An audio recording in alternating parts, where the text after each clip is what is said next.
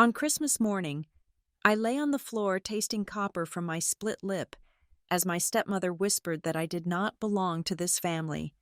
Moments later, while I shivered in the snow, a stranger called to tell me the time had come to open the box under the stairs. That phone call did not just save me from the cold, it handed me the power to determine their fate in a courtroom 10 years later. My name is Ainsley Cole, and for the last 7 years, I have walked into the Harborview County Courthouse with the stride of a predator entering its own territory. I know which security guard has a daughter in college and which one has a gambling problem. I know that the elevator on the left rattles when it passes the 3rd floor, and I know that the coffee in the break room on the 4th floor is strong enough to strip paint off a wall. Usually, I walk through these heavy oak doors carrying the weight of the state on my shoulders, armed with case files and the unshakable conviction that I am the one thing standing between society and chaos. I am an assistant district attorney. I am the person you do not want to see sitting across from you. But today, I was not the hunter. Today, I was the prey. I adjusted the lapel of my black suit, a simple, sharp cut that cost more than my father had probably spent on child support in his entire life. The fabric felt cool against my skin, armor for the battle ahead. I pushed open the double doors of Courtroom 3, and the familiar scent hit me instantly. It was a smell specific to Old Justice, a mixture of lemon wood polish, stale dust, overheated photocopiers, and the metallic tang of anxiety. I had breathed this air for thousands of hours. It should have comforted me. Instead, it felt like the oxygen had been sucked out of the room, leaving only a vacuum waiting to be filled with lies. I kept my chin high. The court clerk, a woman named Martha, whom I had shared coffee with just yesterday, looked up from her desk. Her eyes widened slightly, her hand freezing over her keyboard. She opened her mouth to say good morning, perhaps to ask about the robbery case we had discussed. But then she saw where I was walking. I was not walking to the prosecution table on the right, the side of the righteous, the side of the state. I was walking to the left, the defense table, the defendant's chair. Martha closed her mouth, her eyes darting nervously to the other side of the aisle. The silence in the room was not empty. It was heavy, pressing down on my shoulders like a physical weight. They were already there. On the plaintiff's side, sitting with the posture of royalty forced to mingle with peasants, was Veronica Hale, my stepmother. It had been 10 years since I had seen her face in person, and yet, looking at her was like looking at a nightmare I had only woken up from 5 minutes ago. She was wearing a cream-colored cashmere dress that screamed subtle wealth, the kind of outfit chosen carefully to elicit sympathy while signaling status. Her blonde hair was coiffed into a perfect, soft wave, framing a face that had seen the best dermatologists money could buy, my grandfather's money, to be specific. But it was the necklace that made my breath hitch in my throat. Around her neck, catching the dull fluorescent light of the courtroom, hung a vintage diamond pendant, a solitaire diamond, cut in the 1920s, suspended on a delicate platinum chain. It was not hers. It had never been hers. Arthur Rowe, my grandfather, had bought that necklace for my grandmother Helen on their 40th wedding anniversary. I remembered the day he gave it to her. I was 8 years old, sitting on the rug playing with my dolls, watching his hands tremble as he clasped it around her neck. He had whispered that she was the only light he ever needed.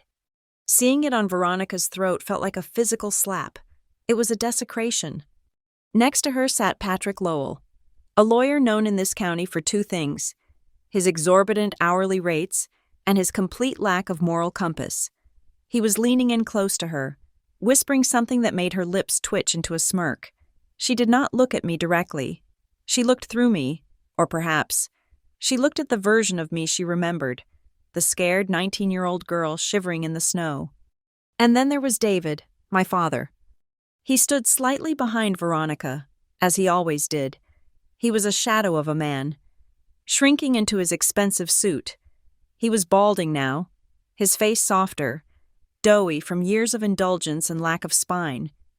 He was shuffling papers that I knew he had not read, his eyes darting everywhere except at the woman walking toward the defense table. He could not look at me. Even now, after a decade of silence, the cowardice was etched into his DNA. He was terrified of confrontation, terrified of guilt, but evidently not terrified enough to turn down the check Veronica had promised him if they won this lawsuit. I reached the defense table and set my briefcase down. The click of the latches sounded like gunshots in the quiet room. At the sound, Veronica finally turned her head. Her eyes swept over me, starting from my black heels and traveling up to my face. There was no recognition of the woman I had become. She saw only the victim she had created.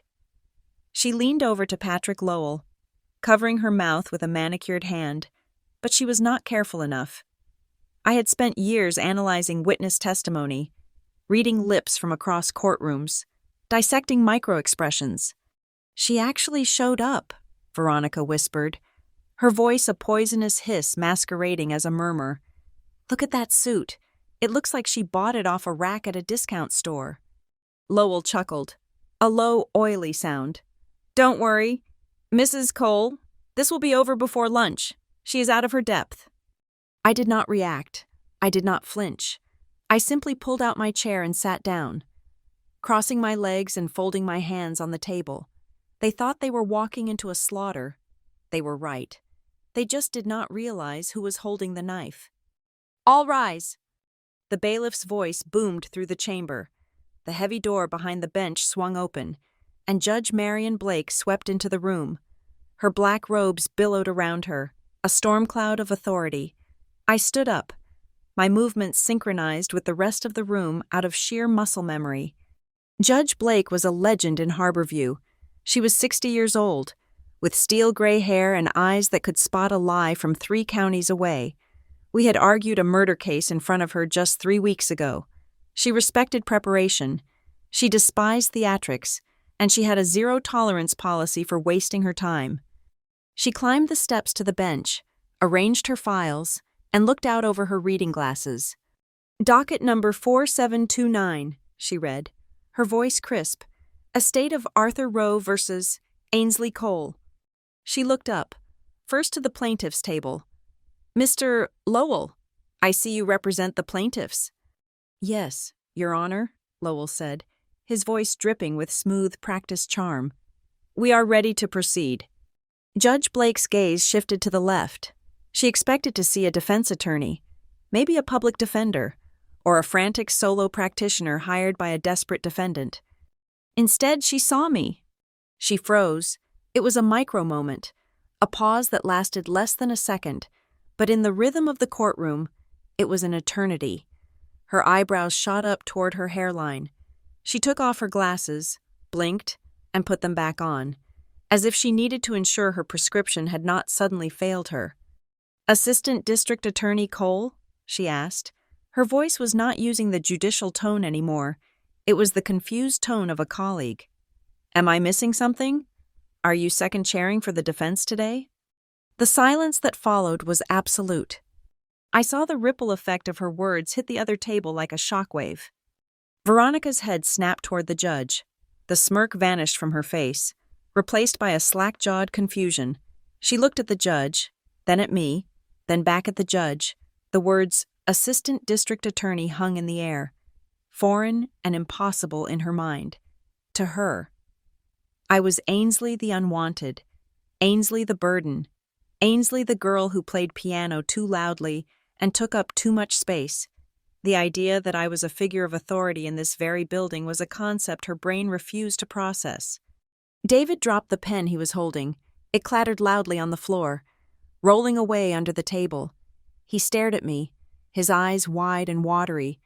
For the first time in his life, he was really looking at me, and I could see the gears turning, slowly, painfully, as he realized he did not know the person standing 20 feet away from him. "No, Your Honor," I said, my voice steady, projecting to the back of the room just as I had been trained. "I am not here as a prosecutor today. I am the defendant." Judge Blake leaned back in her leather chair, a look of profound intrigue crossing her face. She looked at Veronica and David, analyzing their shock, and then looked back at me, a small, almost imperceptible nod passed between us. It was a recognition of the absurdity of the situation. The woman who put criminals behind bars was being sued by her own family for fraud. "I see," Judge Blake said, her tone shifting back to professional neutrality, though her eyes remained sharp. "And you have representation?" "I do, Your Honor." The side door opened, and Daniel Rhodes walked in. If Patrick Lowell was a sleek, expensive sports car, Daniel Rhodes was a tank. He was broad-shouldered, with messy dark hair and a suit that looked like he had slept in it. But everyone in the legal community knew that Daniel was the sharpest mind in civil litigation. He was my rival in the courtroom, a man I had fought tooth and nail in a dozen cases, and the only person I trusted enough to handle this. Daniel walked to the defense table, ignoring Patrick Lowell completely. He placed a heavy hand on my shoulder, a gesture of solidarity that felt warm through the fabric of my jacket. "Daniel Rhodes for the defense, Your Honor," he said, his voice a deep rumble. Veronica looked like she had swallowed a lemon. She grabbed Lowell's arm, her fingernails digging into his sleeve. I could hear her frantic whisper, louder this time, panic stripping away her composure. "You didn't tell me she was a prosecutor. You said she was nobody. You said she was living off the inheritance." Lowell looked flushed. He was rifling through his papers, likely realizing that his background check had been lazy. He had underestimated the opponent, the cardinal sin of litigation. He had assumed that because I had cut ties with them, I had ceased to exist. He had not bothered to check the staff directory of the very courthouse he was standing in. "This is not a criminal trial, Ms. Cole," Daniel murmured to me as we sat down, his voice low enough that only I could hear. "Don't let them bait you. This is a war for truth, and it is about the legacy of Arthur and Helen Rowe. We are not just defending you, we are defending them." I nodded, gripping the edge of the table until my knuckles turned white. "Focus," I told myself. But for a split second, the polished wood of the table dissolved under my fingertips. Flashback. December 25th, 19 years old. The taste of blood in my mouth. Thick, metallic, warm. I was on the floor. The hardwood was cold against my cheek. My ear was ringing. "You are not this family." Veronica's voice was a screech, tearing through the festive air like a jagged knife. The smell of pine needles and cinnamon was choked out by the stench of her expensive perfume and her rage. I looked up, dazed, trying to focus. David was standing by the fireplace. He was holding a mug of coffee. He saw me fall. He saw her shove me. He saw the blood on my lip. And he turned around. He looked at the fire. He took a sip of his coffee. End flashback. I blinked, forcing the memory back into the dark corner of my mind where I kept the monsters. Not now. I could not afford to be that girl today. That girl was weak. That girl wanted to be loved. That girl wanted to be saved. The woman sitting at this table did not need saving. I looked across the aisle. Veronica was still whispering frantically to Lowell. Her face twisted in an ugly mask of anxiety. David was staring at the exit sign, looking like he wanted to bolt. They were afraid. They had walked into this room expecting a lamb, ready to slaughter it for the inheritance money, ready to rewrite history and paint themselves as the loving victims of a manipulative granddaughter. Instead, they had found a wolf. I took a deep breath, inhaling the scent of the courtroom. It no longer smelled stifling. It smelled like gunpowder. It smelled like opportunity. For 10 years, they had told the world their version of the story. They had painted me as the villain, the ungrateful child who stole the family fortune. They thought they were dragging me here to humiliate me, to strip me of everything my grandparents had left me. But they had made a fatal calculation error. I was not just Ainsley Cole, the unwanted stepdaughter. I was Ainsley Cole, the woman who had put away murderers, fraudsters, and abusers in this very room. I knew how to dismantle a lie. I knew how to flay a witness alive with nothing but a transcript and a polite question.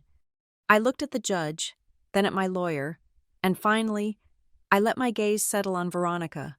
I waited until she looked at me. When our eyes met, I did not look away. I did not flinch.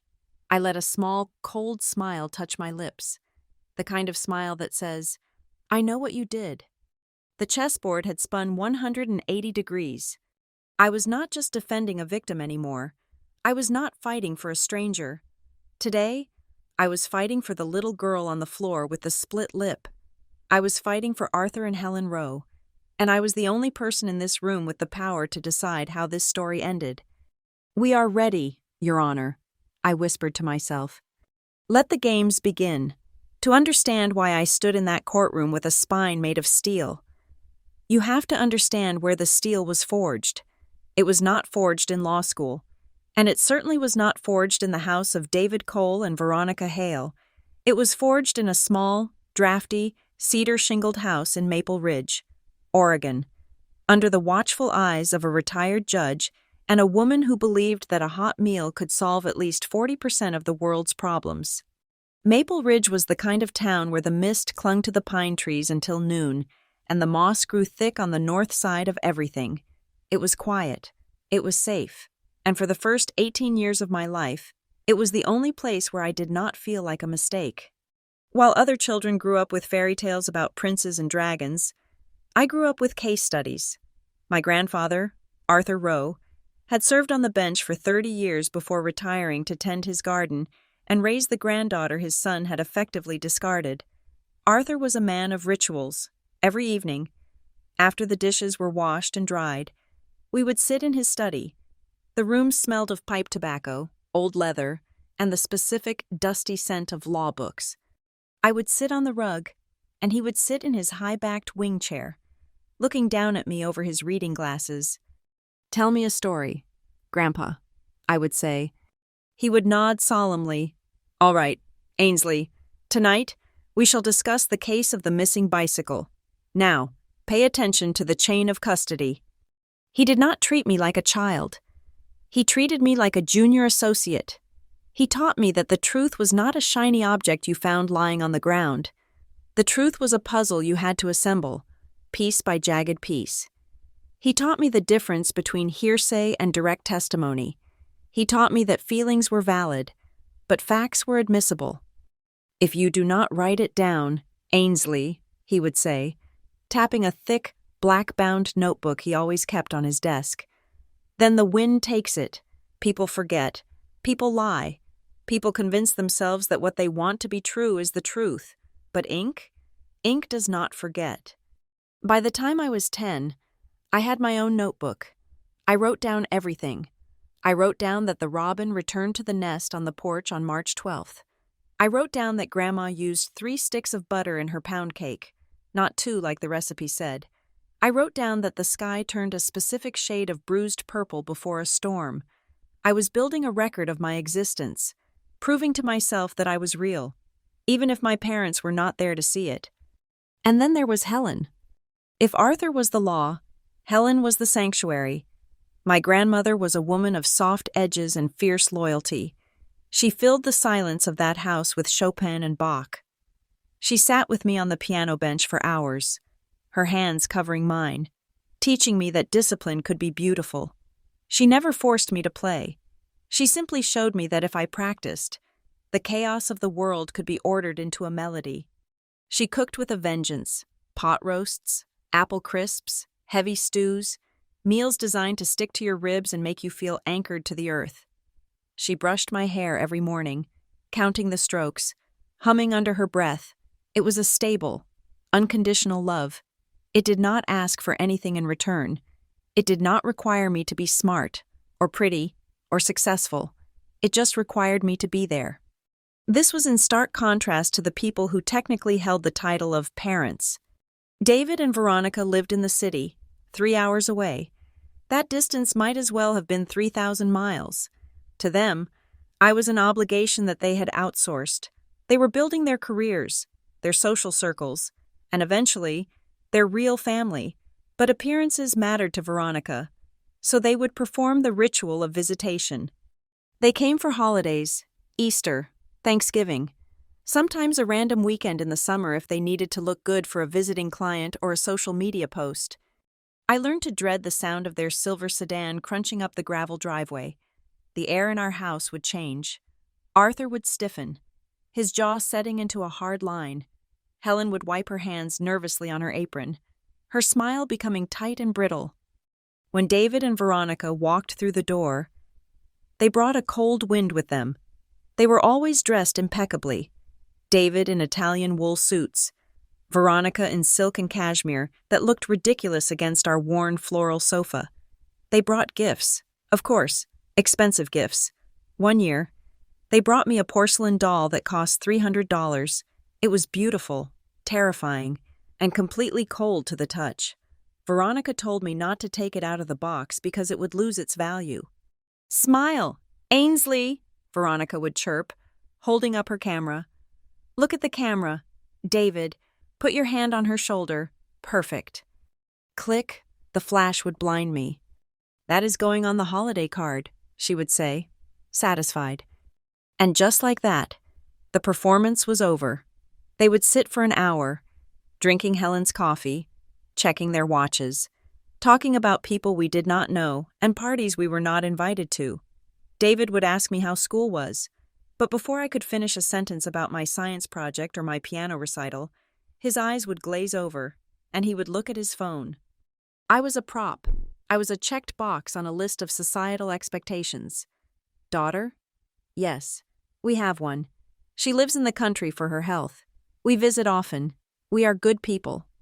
The moment they drove away, leaving a cloud of dust and the scent of expensive cologne hanging in the porch air, I would feel a strange mixture of relief and hollowness. One afternoon, when I was 12, the reality of my position was made explicitly clear. It was late August. The heat was heavy and thick, the kind that makes the air shimmer. David and Veronica had come for a barbecue. I had gone inside to get more ice for the lemonade. As I walked back toward the screen door leading to the back porch, I heard voices. I stopped. Arthur had taught me to listen. Listen to what people say when they think no one is recording. He always said, "She is getting tall," David said. His voice sounded bored. "We probably need to send more money for clothes." "Arthur and Helen can handle it." Veronica's voice cut through the humid air like a razor. "We send enough. Do you know how much that summer camp costs? Besides, look at this place. It is not like she needs designer labels to roll around in the dirt." There was the sound of ice clinking in a glass. "I just feel a little guilty sometimes," David muttered. "Maybe we should take her for a weekend? To the city?" Veronica laughed. It was a dry, humorless sound. "David, be serious. Where would she sleep? The guest room is being renovated, and we have the charity gala next weekend. What are we going to do with a 12-year-old? She does not fit in our world. Stop trying to force it." She lowered her voice, but the silence of the afternoon carried it straight to my ears. "Look, leaving her here was the best decision you ever made. It is thousands of dollars cheaper than hiring a full-time nanny in the city. And you know your mother. She loves playing the role of the perfect, martyr grandmother. It feeds her ego. We are doing them a favor. We gave them a purpose." I stood frozen behind the screen door. The bag of ice was freezing my hands, burning the skin, but I could not drop it. "Cheaper than a nanny. Doing them a favor." I looked at my father through the mesh screen. I waited for him to defend his mother. I waited for him to say that I was his daughter, not a financial calculation. "I suppose you are right," David said, taking a sip of his drink. "It works for everyone." I turned around and walked back into the kitchen. I put the ice in the sink and watched it melt. I did not cry. Crying implied surprise. Crying implied that a bond had been broken, but you cannot break a bond that never existed. I simply took out my mental notebook and wrote it down. August 24th, 12 years old. Father agrees I'm a cost-saving measure. That evening, after they left, Arthur found me sitting on the swing in the backyard. The sun was setting, painting the sky in violent shades of orange and violet. He sat down on the bench next to me. He did not ask if I was okay. He knew I had heard. He always knew. "Ainsley," he said softly. "They do not want me," I said. It was a statement of fact, devoid of emotion. Arthur sighed, a sound that seemed to come from the depths of his chest. He reached out and took my hand. His skin was dry and papery, but his grip was strong. "Listen to me," he said, his voice firm. "Biology is an accident. It is just chemistry and timing. But family? Family is a choice, a verdict you reach after examining the evidence." He turned my face so I had to look at him. His eyes were fierce behind his wire-rimmed glasses. "Your father and that woman, they made a mistake. They think they are building a life, but they are just building a facade. But you are not a mistake here. You are the best thing that ever happened to this house. You are not a burden to us. You are our choice, every single day.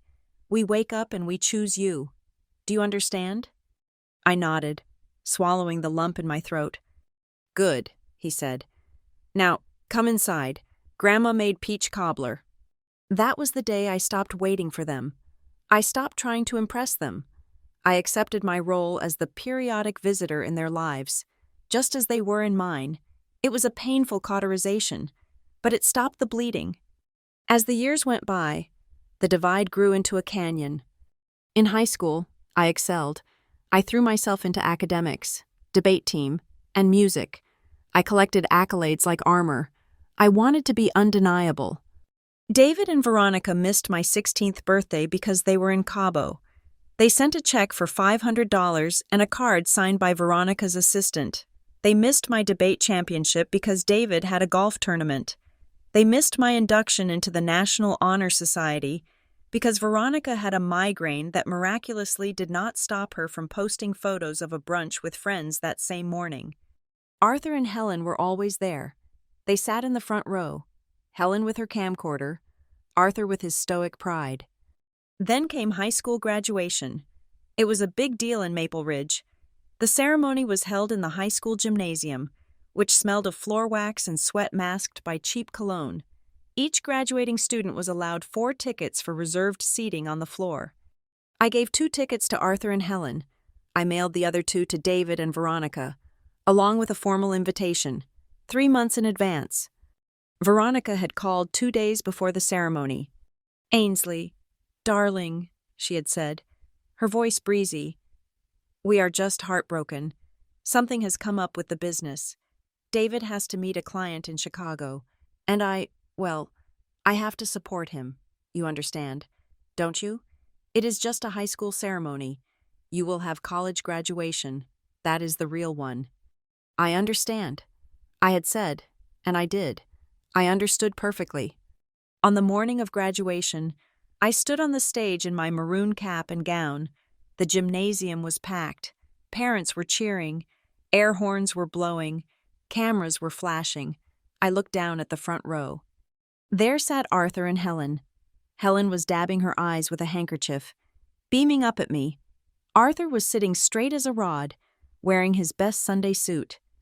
And next to him were 2 empty folding chairs. Most people would have left the seats empty or given the tickets away, but Arthur Rowe was a man who believed in the visual representation of truth. He had taped 2 pieces of white printer paper to the backrests of the empty chairs. On them, written in his thick black marker strokes, were the names David Cole and Veronica Hale. He wanted the world to see their absence. He wanted the void they left to be a physical object in the room. As the principal called my name, Ainsley Rowe Cole, valedictorian, I walked across the stage. I shook the principal's hand. I took my diploma, and then I looked at my grandfather. He was looking at the empty chairs. For a brief second, his composure slipped, his shoulders slumped, and he let out a breath, a long, shuddering sigh that I could see from the stage, even if I could not hear it. It was a sigh of profound disappointment, not in me, but for his son. He was grieving the man his son had failed to become. Then he looked up at me. He straightened his tie. He nodded. In that moment, standing on the stage with the plastic diploma cover in my hand, I made a vow. I looked at the empty chairs, and then I looked at the old man who had saved me. I will never be like them. I promised myself. And one day, I will stand in a courtroom, and I will make sure that people like David and Veronica cannot hurt people like Arthur and Helen. I will be the shield. I did not know then that the first person I would have to shield would be myself. I did not know that the war was already quietly beginning, hidden in bank statements and whispered resentments. But as I walked down the steps of the stage, I held my head high. I was Ainsley Cole. I was the girl who wrote everything down, and I was done being the victim. The definition of insanity is doing the same thing over and over again and expecting different results. By that definition, I was certifiably insane at 19 years old. I was a freshman in college, living in a dorm room that smelled like instant noodles and desperation, and I had spent the entire fall semester convincing myself that things had changed. I told myself that because I was legally an adult, because I was making the dean's list, and because I was no longer the awkward child living in Oregon, my father and stepmother would finally see me. I thought I could earn my way into their hearts through sheer competence. I drove the 4 hours to their house in a borrowed sedan with a broken heater, shivering the entire way, fueled by a pathetic, flickering hope. When I pulled into the driveway of the sprawling colonial house in the suburbs, it looked like a Christmas card. Tasteful white lights lined the roof. A wreath made of real holly hung on the black lacquer door. It was perfect. It was cold. It was everything Veronica Hale aspired to be. The first few hours were a masterclass in passive aggression. Veronica greeted me at the door with a hug that involved zero body contact, just a brushing of cheeks that smelled of hairspray. "Ainsley," she said, pulling back to inspect me. "You look healthy. The cafeteria food must be filling." "I made the dean's list," I said, handing her a bottle of wine I could barely afford. "That is nice," she said, passing the bottle to the housekeeper without looking at it. "But you know, reading scripts and memorizing laws is good. But connections are what matter. My son, Julian, he is only a junior in high school, and he is already interning at a hedge fund. He just has that instinct, you know? The kind you cannot learn in a library. He is going to run this city one day." She spoke of Julian, her biological son from her first marriage, who was currently skiing in Aspen with friends, as if he were the second coming of Christ. I was the specter at the feast, the reminder of a past David wanted to forget. Dinner was an endurance sport. I smiled until my jaw ached. I nodded at David's stories about the fluctuating real estate market. I tried to engage. I tried to be the daughter they wanted, but the air was thick with things unsaid. Later that night, unable to sleep in the guest room, which still had the tags on the throw pillows, I went downstairs to get a glass of water. The house was dark, but light spilled from under the double doors of David's home office. I should have kept walking, but old habits die hard, and Arthur Rowe had taught me to listen. I stepped closer. "It is insulting, David!" Veronica's voice was not a whisper. It was a low, vibrating growl. "I saw the paperwork. Your mother sent the copy to the accountant by mistake. They restructured the trust." "It is their money, Ronnie." David's voice sounded tired, weak. "They can do what they want." "They made her the primary beneficiary," Veronica hissed. 90%, David, 90%. They are bypassing you. They are bypassing us. After everything we have done, we let them raise her. We gave them their little project, and this is how they thank us?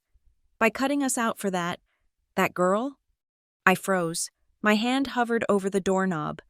It was not about love. It was never about love. It was about the return on investment. "She is my daughter," David said, but there was no conviction in it. It was a statement of biology, not affection. "She is a leech," Veronica spat. "And your parents are senile if they think I'm going to let this happen. We need to fix this. You need to talk to them. Or better yet, we need to show them that she is incompetent, if she is unstable. The trust has a clause, does it not? A competency clause?" I backed away, my heart hammering against my ribs like a trapped bird. I crept back up the stairs, the silence of the house suddenly feeling like the silence of a tomb. The next morning, Christmas Day, the tension was so high it felt flammable. We sat in the sunroom for breakfast. The table was set with bone china and crystal. Outside, snow was falling softly, blanketing the world in white. Inside, Veronica was vibrating with rage. She had clearly not slept. She was staring at me as I buttered a piece of toast, her eyes tracking the movement of my knife. "So," she said, her voice deceptively light, "David tells me you are thinking of law school eventually, like your grandfather." "That is the plan," I said, keeping my eyes on my plate. "It is an expensive plan," she said. She picked up her coffee cup. "I hope you are not expecting us to foot the bill, especially since you have apparently swindled your grandparents into handing over their entire estate." I dropped my knife. It clattered loudly against the china. "I do not know what you are talking about." "Do not lie to me." Veronica slammed her cup down. Coffee sloshed over the rim, staining the white tablecloth brown. The violence of the sound made David flinch, but he stayed seated, staring into his eggs. I saw the trust documents. Veronica stood up, her hands gripping the edge of the table. Her knuckles were white. "You worked them, did you not? All those weekends in Maple Ridge, playing the poor, neglected orphan, you poisoned them against your father." "I did not poison anyone," I said, standing up too. My legs were shaking, but my voice was steady. "I just loved them. That is the difference. I was there." "You were there because we let you be there," Veronica screamed. The mask of the socialite was gone. Her face was twisted, ugly with greed and resentment. "You think you belong here? You think because you have David's last name you are part of this? You are a guest, Ainsley, a long-term, expensive guest that we have tolerated for the sake of appearances." "Veronica, please," David muttered, but he did not look up. "No, David. She needs to know her place." She rounded the table, moving toward me. "You are nothing. You are a bad investment." "I am his daughter," I yelled back, pointing at David, "and you are just the woman he married because he was too weak to be alone." It happened fast. Veronica lunged. She did not slap me. She grabbed my upper arm, her nails digging into the sweater, into the skin, and she shoved. It was not a playful push. It was a full-body heave, fueled by years of unspoken hatred. I stumbled back. My hip caught the edge of the heavy oak sideboard. I lost my balance and fell hard onto the hardwood floor. My face hit the leg of the chair on the way down. Pain exploded in my lip. I tasted it immediately. Copper and salt. Warm blood trickled down my chin. I lay there for a second, stunned. The room was spinning. I looked up. Veronica was standing over me, breathing hard, her chest heaving. She looked surprised by her own strength, but not sorry. I looked at David. My father was standing 5 feet away. He had watched his wife assault his 19-year-old daughter. He saw the blood on my face. He saw the tears welling in my eyes. And then, he did the thing that would haunt me far more than the physical pain. He turned his back. He picked up his coffee cup, walked over to the window, and looked out at the snow. He chose his comfort over my safety. He chose her money over my blood. "Get out," Veronica whispered. Then she screamed it. "Get out! You are not this family. Get your things and get the hell out of my house." I scrambled backward, pushing myself up with trembling arms. I did not say a word. There were no words left. I grabbed my purse from the chair. I did not pack my bag. I did not get my coat from the closet. I walked out the front door, the blood dripping onto my sweater. The cold hit me like a physical blow. The wind cut through my thin indoor clothes. I stumbled down the driveway, my boots crunching in the snow. I made it to the edge of the road and stopped. My car was blocked in by their SUV. I could not leave. I stood there, shivering violently, wiping blood from my lip with the back of my hand. I felt hollowed out. I had no home. I had no parents. I was 19 years old, and I was entirely alone in the world. I reached for my phone to call a taxi, or maybe the police, though the thought of reporting my own father made me nauseous. But before I could dial, the phone buzzed in my hand. I looked at the screen. It was an unknown number. I hesitated. I almost let it go to voicemail. But something, maybe instinct, maybe the desperation for a human voice, made me swipe right. "Hello?" My voice was thick, broken. "Miss Cole?" It was a man's voice, Older, calm. It sounded like leather armchairs and old books. "Yes," I sniffled, wiping my eyes. "This is Robert Lane. I am your grandfather's attorney." My stomach dropped. "Is Grandpa okay? Did something happen?" "Arthur is fine. Ainsley, Helen is fine." He paused. "But Helen gave me strict instructions. She told me to mark my calendar for this morning. She said that this was the first Christmas you were spending there as an adult." I stayed silent, the wind howling around me. "She told me," Robert continued, his voice steady and low, "that if there was any sign at all, that the family in the city had hurt you or made you feel like you did not belong, I was to call you. She made me promise." I let out a sob. It was an ugly, guttural sound that I could not hold back. She threw me out. She hit me." "I see," Robert said. There was no shock in his voice, only a grim confirmation. "Then it is time." "Time for what?" "Ainsley, are you safe right now?" "I am in the driveway." "Get in your car, lock the doors, turn on the heat. Do you have your keys?" "Yes." "Good. Now listen to me very carefully. Arthur and Helen knew this day might come. They hoped it would not, but they prepared for it. They knew you would try to go back to them. They knew your heart is bigger than your sense of self-preservation." I climbed into my freezing car and locked the doors. My hands were shaking so hard I could barely hold the phone. "When you get back to Maple Ridge," Robert said, "I want you to go into the storage closet under the main staircase. You know the one?" "Yes," I whispered. It was where we kept the vacuum cleaner and old coats. At the very back, under the loose floorboard in the corner, there is a small safe. Arthur installed it 5 years ago. He told me you have the key." "The key?" I frowned, my mind racing. "I do not have a key. Think, Ainsley, your 18th birthday.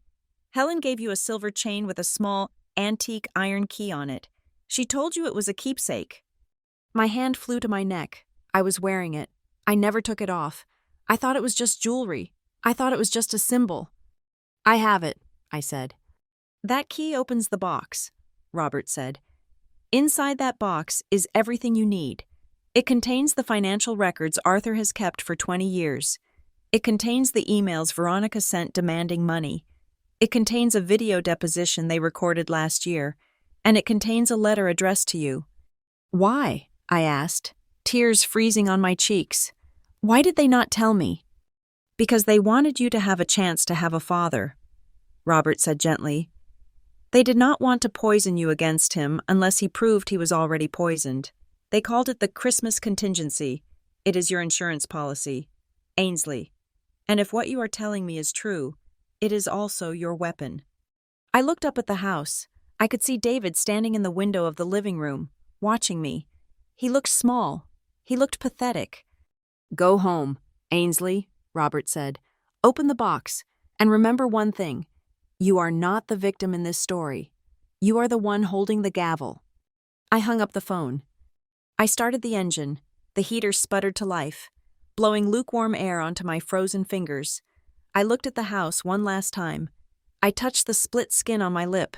It throbbed, a sharp, rhythmic reminder of who they were. They thought they had broken me. They thought they had discarded me like trash. But as I put the car in reverse and backed out of the driveway, clutching the silver key around my neck, I realized they had done something much worse. They had set me free. The drive back to Maple Ridge took 4 hours, but my memory of it is a gray smear of asphalt and tears that I refuse to let fall. I parked my car down the road so the engine noise would not wake them, and I walked the final 1/4 mile in the snow, pressing a handful of ice against my swollen lip. By the time I unlocked the front door of the cedar-shingled house, I had rehearsed my lie a dozen times. I told them that a pipe had burst in the dorms. I told them that exams had been canceled. I told them anything except the truth, which was that my father had watched his wife throw me onto the floor and then turned his back to drink his coffee. I wore a thick scarf wrapped high around my neck and chin, claiming I had a sore throat, to hide the bruising that was already turning a violent shade of purple. Helen bought it because she wanted to buy it. She bustled around making tea and soup, just happy to have her house full again. Arthur looked at me longer, his eyes narrowing slightly behind his spectacles. But he did not push. He respected privacy, perhaps too much. I went to bed early, or at least I pretended to. I lay in the twin bed of my childhood room, staring at the glow-in-the-dark stars stuck to the ceiling, waiting for the house to settle. The silence of the country was different from the silence of the city. It was heavy. It was listening. At 2 a.m, when the only sound was the rhythmic snoring drifting from my grandparents' room down the hall, I slipped out of bed. I moved like a ghost. I knew which floorboard on the third step creaked. It was the one on the left, so I stepped to the right. The house was cold, the heat having been turned down for the night, and the chill seeped through my socks. I reached the cupboard under the stairs. It was a small, angled door that we usually kept locked, filled with the smell of old wool coats, vacuum cleaner bags, and winter boots. I pulled the handle. It was stiff. I eased it open, wincing as the hinges gave a low groan that sounded like a gunshot in the quiet night. I froze, holding my breath, waiting for Arthur to call out. Nothing, just the wind rattling the window pane in the hallway. I clicked on the small flashlight I had taken from the kitchen drawer and crawled inside. It was cramped, the ceiling sloping down sharply. I pushed aside a heavy box of Christmas ornaments and a stack of old National Geographic magazines. There it was. Just as Robert Lane had said, in the far corner, beneath a loose piece of plywood that I had never noticed in 12 years of living here, sat a wooden box. It was made of polished cherry wood, beautiful and sturdy, about the size of a large shoebox. On the lid, inlaid in mother of pearl, were the initials A.C. Ainsley Cole. I sat back on my heels, the flashlight beam trembling in my hand. I reached up to my neck and unclasped the silver chain I had worn every day since my 18th birthday, the small iron key, which I had thought was just a quirky vintage charm selected by a grandmother who loved antiques, felt heavy in my palm. I inserted the key into the lock. It turned with a satisfying, well-oiled click. I opened the lid. The smell of old paper and cedar wafted up. The box was packed tight. On top lay a stack of black moleskin notebooks, identical to the ones Arthur used for his daily journaling, but these were labeled with dates spanning back 2 decades. I picked up the first one, Accountability Ledger, 1998 to 2002. I opened it. Arthur's handwriting was precise, architectural. It was a ledger. October 4th, 1998. Loan to David Cole. Reason: down payment on city apartment. Amount: $40,000. Status: unpaid. December 12th, 1998. Gift to David Cole. Reason: Veronica demanded a new car for the baby. Amount: $35,000. July 15th, 2000. Payment to St. Jude's Private School. Reason: tuition for Julian Hale. Note: David claimed insolvency. Amount: $18,000. I flipped through the pages, my breath catching in my throat. It went on and on, page after page of numbers, tens of thousands of dollars, hundreds of thousands, mortgages paid off, credit card debts cleared, investments in business ventures that I knew had failed. Arthur had tracked every single cent. He had noted every excuse. David says the market is down. Veronica needs a vacation for her nerves. David says he cannot pay child support this month, so we must cover Ainsley's dental work directly. I felt sick. I had always known my grandparents were comfortable, but I had not realized they were effectively bankrolling David's entire lifestyle. My father was not a successful businessman. He was a parasite attached to his parents' retirement fund. Under the notebooks was a thick file folder. I opened it and found emails, hundreds of them. Arthur had printed them out. I read one from 3 years ago, sent by Veronica. Arthur, we are incredibly disappointed that you refused to fund the renovation of our summer house. We are trying to build a legacy here, and your stinginess is becoming a problem. If you cannot support us, perhaps we will not be able to visit for Christmas this year. It is too stressful to travel when we feel unsupported. Emotional blackmail. Printed and filed. And at the bottom of the box, nestled in blue velvet, was a silver USB drive. It had a white label taped to it. In Arthur's handwriting, it read, "Christmas Contingency." I closed the box and grabbed the drive. I crept out of the closet and went into the kitchen. I opened my laptop on the kitchen table, the screen's blue light casting long, eerie shadows on the cabinets. My hands were shaking so hard, I had to try twice to insert the drive into the port. A single video file appeared. I clicked play. The video opened. The setting was the living room of this very house. The timestamp in the corner showed it was filmed last December, just a few days before Christmas. Arthur and Helen were sitting on the floral sofa. They were holding hands. They looked serious, solemn, like they were delivering a verdict. "Hello, Ainsley," Arthur said from the screen. His voice was strong, lacking the slight tremor it had developed in recent months. "If you are watching this, then Robert Lane has called you. And if Robert has called you, it means that despite our best hopes, your father and his wife have failed you in a way that can no longer be ignored." I pressed my hand over my mouth to stifle a sob. Seeing him there, so composed, speaking to a future version of me, was overwhelming. "I want you to know," Arthur continued, looking directly into the lens, "that what you found in the box is not just paper, it is protection. I spent 30 years on the bench. Ainsley, I know how people rewrite history to suit their greed.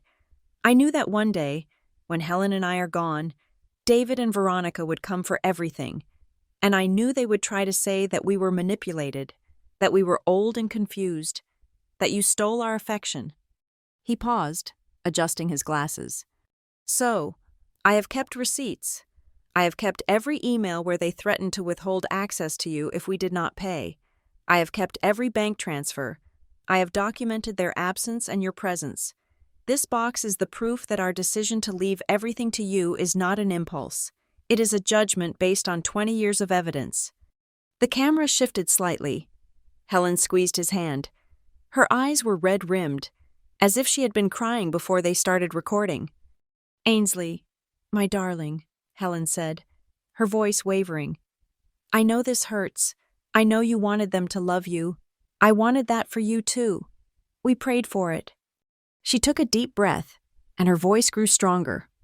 "But you need to listen to me. Biology is just blood. It is messy and it spills. Family is who holds the towel to clean it up. If you felt like you did not belong in that house today, if they made you feel small, I want you to know that you are wrong. You belong here. You belong to us. And this inheritance? It is not a gift. It is restitution. It is us giving back to you the security that they tried to take away." She leaned forward, her face filling the frame. "Do not let them bully you, Ainsley. Do not let them make you feel guilty for surviving them. You are the daughter of this house, and we are so proud of you." The screen went black. I sat in the dark kitchen, the silence ringing in my ears.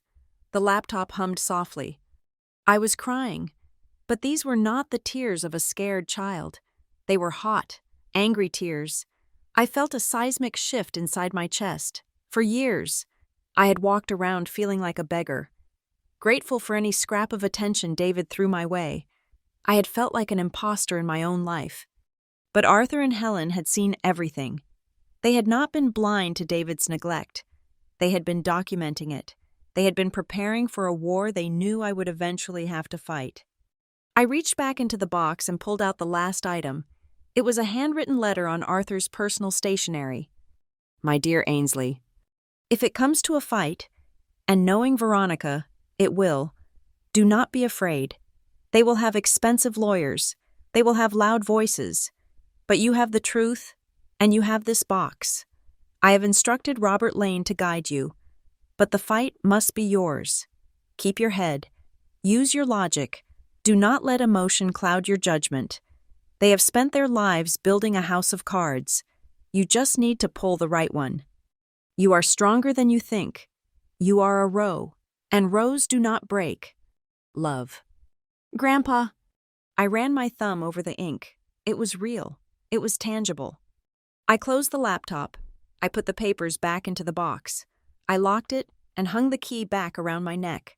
The cold metal against my skin felt different now. It was no longer a keepsake. It was the trigger to a loaded gun. I walked to the small mirror hanging by the back door. I looked at my reflection in the dim light. I pulled down the scarf. The bruise on my chin was dark and ugly. My lip was swollen. I looked like a victim. I looked like a girl who had been thrown out into the snow. But as I stared into my own eyes, I saw something else igniting behind the pain. I saw the anger of Arthur Rowe. I saw the fierce protectiveness of Helen Rowe. "You are not a mistake," I whispered to the reflection. "And you are done being a guest." I touched the glass, right over the reflection of my split lip. "I promise you," I said to the empty room, speaking to the ghosts on the USB drive, "I will not let them take a single dime. I will not let them rewrite your lives. They wanted a fight? Fine. I will give them a war." I turned off the kitchen light and walked back up the stairs. I did not creep this time. I walked with purpose. The floorboards creaked, but I did not care. Let the house hear me. I was home, and I was finally ready to defend it. The decline of Arthur Rowe was not a sudden, dramatic event like a cliff collapse. It was a slow erosion, like a coastline being eaten away by the sea. For 3 years after I found the box under the stairs, I watched the strongest man I knew fade. First, it was his knees, then his handwriting, and finally, after a massive stroke that left him bedridden for 6 months, his breath. Helen had passed away peacefully in her sleep a year prior, leaving Arthur untethered, drifting in a world he no longer found interesting without her. When he finally let go on a rainy Tuesday in November, I was holding his hand. I was the only one holding his hand. The funeral was held 3 days later at the small stone chapel in Maple Ridge. It was exactly as Arthur had requested. Simple, dignified, and devoid of performative grief. The pews were filled with people who actually knew him: retired judges, court clerks, neighbors who remembered how he used to share his prize-winning tomatoes, and the gardeners he swapped tips with. It was a room full of respect. It was 10 minutes past the scheduled start time when the heavy oak doors at the back of the church creaked open. Every head turned. The silence of the sanctuary was broken by the sharp, rhythmic clacking of high heels on stone. Veronica made her entrance like she was walking a runway for the bereaved. She wore a black dress that was fitted a little too tightly and a hat with a veil so dramatic it looked like a costume prop from a noir film. David trailed behind her, looking disheveled and flushed, checking his watch as if the funeral were an inconvenience to his schedule. They walked down the center aisle, ignoring the usher who tried to direct them to the side. They squeezed into the front pew, right next to me. "Traffic coming from the airport was a nightmare," Veronica whispered, loud enough for the first 3 rows to hear. She did not look at the casket. She was busy adjusting her skirt. "And the flight from Seattle was delayed 40 minutes. Honestly, these regional airlines are criminal." I stared straight ahead at the simple mahogany coffin draped in white lilies. "You are late," I said, my voice low. "The service started 10 minutes ago." "We are here now, Ainsley," David muttered, wiping sweat from his forehead. "Do not start. It has been a long day." A long day. I had spent the last 6 months changing bedpans, managing hospice nurses, and reading legal briefs aloud to a dying man to keep his mind sharp. But yes, their 3-hour flight in business class must have been exhausting. Throughout the eulogy given by the town mayor, Veronica checked her phone twice. I saw the blue light reflect off her veil. She shifted in the pew, sighing audibly when the priest spoke about Arthur's generosity. It was a performance of endurance. She was not mourning. She was clocking in. She was putting in the requisite face time to ensure the check cleared. When we moved to the graveside, it had begun to drizzle. The ground was soft and muddy. "My shoes," Veronica hissed, clinging to David's arm as her stiletto sank an inch into the wet grass. "These are Italian leather. David, I told you we should have waited in the car until they finished the prayer." "It is a burial." "Veronica," I snapped, unable to hold it back. "You are supposed to stand by the grave." She glared at me through the black netting of her veil. "Show some respect, Ainsley. We are grieving parents." The audacity was so breathtaking I almost laughed, but I did not. I just watched as the casket was lowered into the earth. Next to Helen, I threw a single white rose onto the wood. David threw a handful of dirt, wiped his hand immediately with a sanitizer wipe Veronica handed him, and looked at the priest with an expression that clearly said, "Are we done yet?" The real ceremony, however, happened 2 hours later. We gathered in the office of Robert Lane. Robert had aged. His hair was now completely white, and he moved with a slight tremor, but his eyes were as sharp as flint. He sat behind his massive mahogany desk, the will of Arthur Rowe sitting in the center of the green blotter like a loaded weapon. The room smelled of old paper and lemon polish. I sat in the wingback chair to the left. David and Veronica squeezed onto the leather love seat on the right. Veronica had removed her veil, revealing a face that was perfectly made up, dry, and eager. "Thank you for coming," Robert said, his voice gravelly. "As you know, Arthur was a man of precision. He updated his will regularly. The version I am reading today was finalized and notarized 3 years ago, shortly after Helen's passing."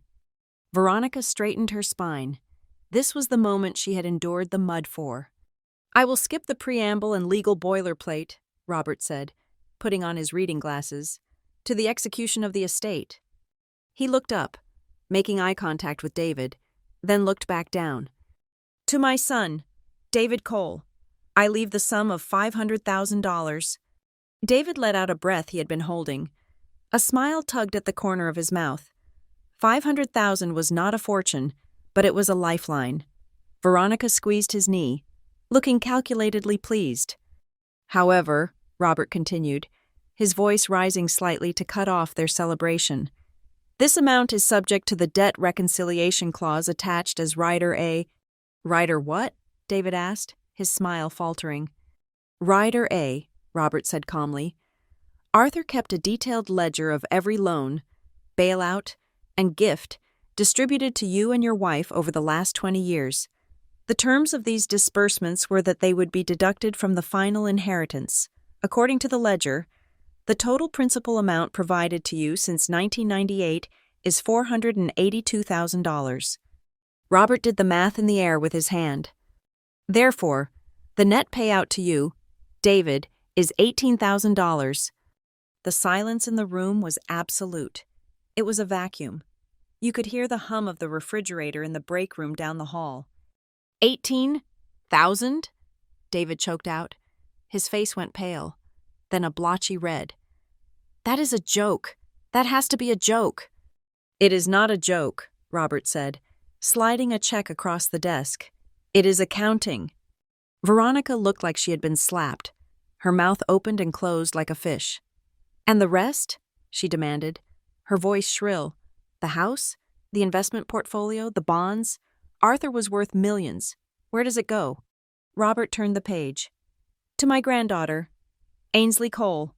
I leave the property at 12 Maple Lane, the entirety of my investment portfolio, my savings, and all personal effects, to be held in trust and distributed immediately." He paused, then added, "And to my daughter-in-law, Veronica Hale, I leave the antique ceramic figurine of the shepherdess that sits on the mantelpiece. As she once remarked, it was the only thing in my house that did not look like garbage. I remembered that, Thanksgiving, 6 years ago, she had sneered at Helen's collection. Arthur had remembered. For 3 seconds, nobody moved. Then, Veronica exploded. She stood up so fast she knocked her purse onto the floor. "This is insane. This is absolute insanity. You cannot do this." She whirled on me, her finger pointing like a dagger. You little witch! You did this!" "I did nothing," I said, my voice calm. I was gripping the armrests of my chair, my knuckles white, but I did not stand up. Grandpa made his own decisions. "You manipulated him!" Veronica screamed. Her face was contorted, the mask of the grieving relative completely dissolved. You spent all those years creeping around that house, whispering in his ear, poisoning him against his own son. You isolated him. You took advantage of a senile old man and his dying wife to steal our money. It is not your money, Veronica, I said. It never was. It is David's birthright, she shrieked. She turned to David, grabbing his shoulder and shaking him. David, say something. Are you going to let her rob us? Are you going to let your daughter steal your inheritance? I looked at my father. This was it. This was the final test. I had spent 24 years waiting for him to be a father. I had waited for him to protect me when she pushed me. I had waited for him to call me on my birthday. And now, I waited for him to accept that his father had held him accountable for his own choices. David looked at the check for $18,000 lying on the desk. Then he looked at me. I saw the shift in his eyes. It was a physical thing. I saw the moment the embarrassment faded and was replaced by a cold, desperate greed. He was in debt. I knew they were living beyond their means. He needed that money.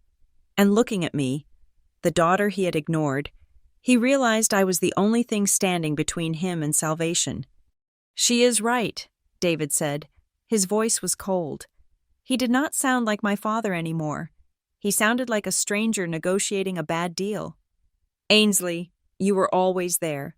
You were always working them. I should have known. You played the long game. The long game? I repeated, feeling a crack form in my chest. Dad, I took care of them. I changed his diapers. I fed him. Where were you? You were in Cabo. You were in New York. You were anywhere but here. I was working, David snapped, standing up to join Veronica's front. I was trying to provide, and you used that against me. You twisted their minds. Mom and Dad would never have done this to me, not unless you forced them. They did not do it to you, David, Robert Lane interrupted, his voice booming. You did it to yourself. Robert opened a thick binder on his desk. He flipped it open. October 2003. You asked for $20,000 for a roof repair that never happened. January 2008. $50,000 for a business loan for a company that was never registered. Shall I continue? Arthur did not cut you out. David, he just stopped letting you steal. That was help, Veronica yelled, slamming her hand on the desk. That is what families do. They help each other. You do not write it down in a ledger like a loan shark. That proves he was crazy. No father does that to his son unless he is mentally incompetent. Or unless he knows his son is being bled dry by a leech, I said, looking straight at Veronica. She gasped. Then her eyes narrowed into slits. You listen to me, you ungrateful little brat. You think you have won? You think you can walk away with everything while we get scraps? She leaned over the desk, her face inches from mine. I could smell her expensive perfume mixed with the sweat of her rage.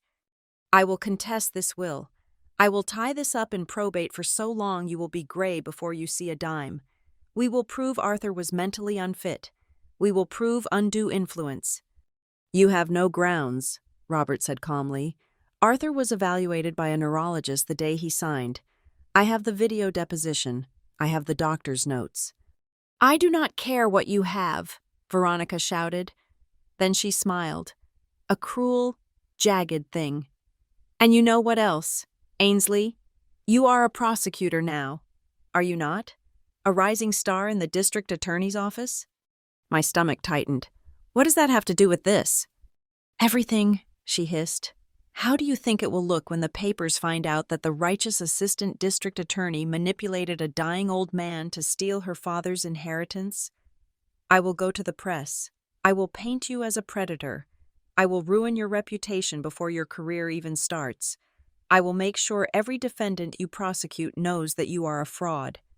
She straightened up, adjusting her black dress. We will see you in court, Ainsley, and we are taking everything. She grabbed David's arm. Come on, David, we are leaving. David hesitated for 1 second. He looked at the check on the desk. He reached out, snatched the $18,000 check, stuffed it into his pocket, and then followed his wife out the door without looking back at me. The door slammed shut. The silence rushed back in. I sat there, frozen. The crack in my chest had split wide open. I had always known, intellectually, that my father was weak. But knowing it and watching him choose a lie over his own daughter were two very different things. He had just declared war on me. He had just agreed to destroy my life for money. "Ainsley," Robert said softly, "I am sorry." I took a deep breath. I stood up and walked to the window. The rain was coming down harder now, washing the streets of Maple Ridge. "Do not be sorry." "Robert," I said. My voice surprised me. It was not shaking. It was cold. It was hard. "They think they can scare me. They think I am still the teenager they threw out in the snow." I turned back to him. "File the probate, secure the assets, and prepare the defense. If they want to drag my reputation through the mud, let them try. But make sure you keep that ledger handy." I walked out of the office and drove back to the cemetery. The sun was setting, casting long, gray shadows across the gravestones. The workers had already filled the grave. A mound of fresh, dark earth sat atop Arthur's resting place, covered by the wilting lilies. I stood there alone. My black suit was damp. My hair was plastered to my cheeks. I looked at the two headstones, Helen Rowe, Arthur Rowe. "You knew," I whispered to the dirt. "You knew they would do this." I thought about Veronica's threat. "I will ruin your reputation." I thought about David snatching the check. A cold wind blew through the cemetery, but I did not shiver. I felt a strange, burning heat in my gut. It was the heat of clarification. The ambiguity was gone. The hope was dead. And in the space where the hope used to be, something else was taking root. I was a prosecutor. I spent my days building cases against people who thought they were above the law. I spent my days protecting victims who could not protect themselves. I reached out and touched the cold marble of Arthur's headstone. "Rest easy, Grandpa," I said. "You gave me the evidence. Now, watch me use it." I turned around and walked back to my car. I did not look back. The grieving granddaughter had been left at the graveside. The woman who got into the driver's seat was the defendant, and she was ready for war. The war did not begin with a subpoena. It began with the crinkle of newsprint and the smell of stale office coffee on a Tuesday morning. I walked into the district attorney's office at 7:30, just as I had for the past 3 years. Usually, the bullpen was a cacophony of ringing phones and paralegals shouting about missing case files. Today, it was silent. As I walked to my desk, heads turned. Conversations stopped mid-sentence. People I had eaten lunch with yesterday suddenly found the ceiling tiles incredibly fascinating. A copy of the Harborview Gazette was lying on my keyboard. The headline was bold, black, and thick enough to be read from across the room. "Stepmother Fights for Real Family Legacy, a Tale of Elder Manipulation and Broken Trust." Below it was a photo of Veronica. It was a masterpiece of staging.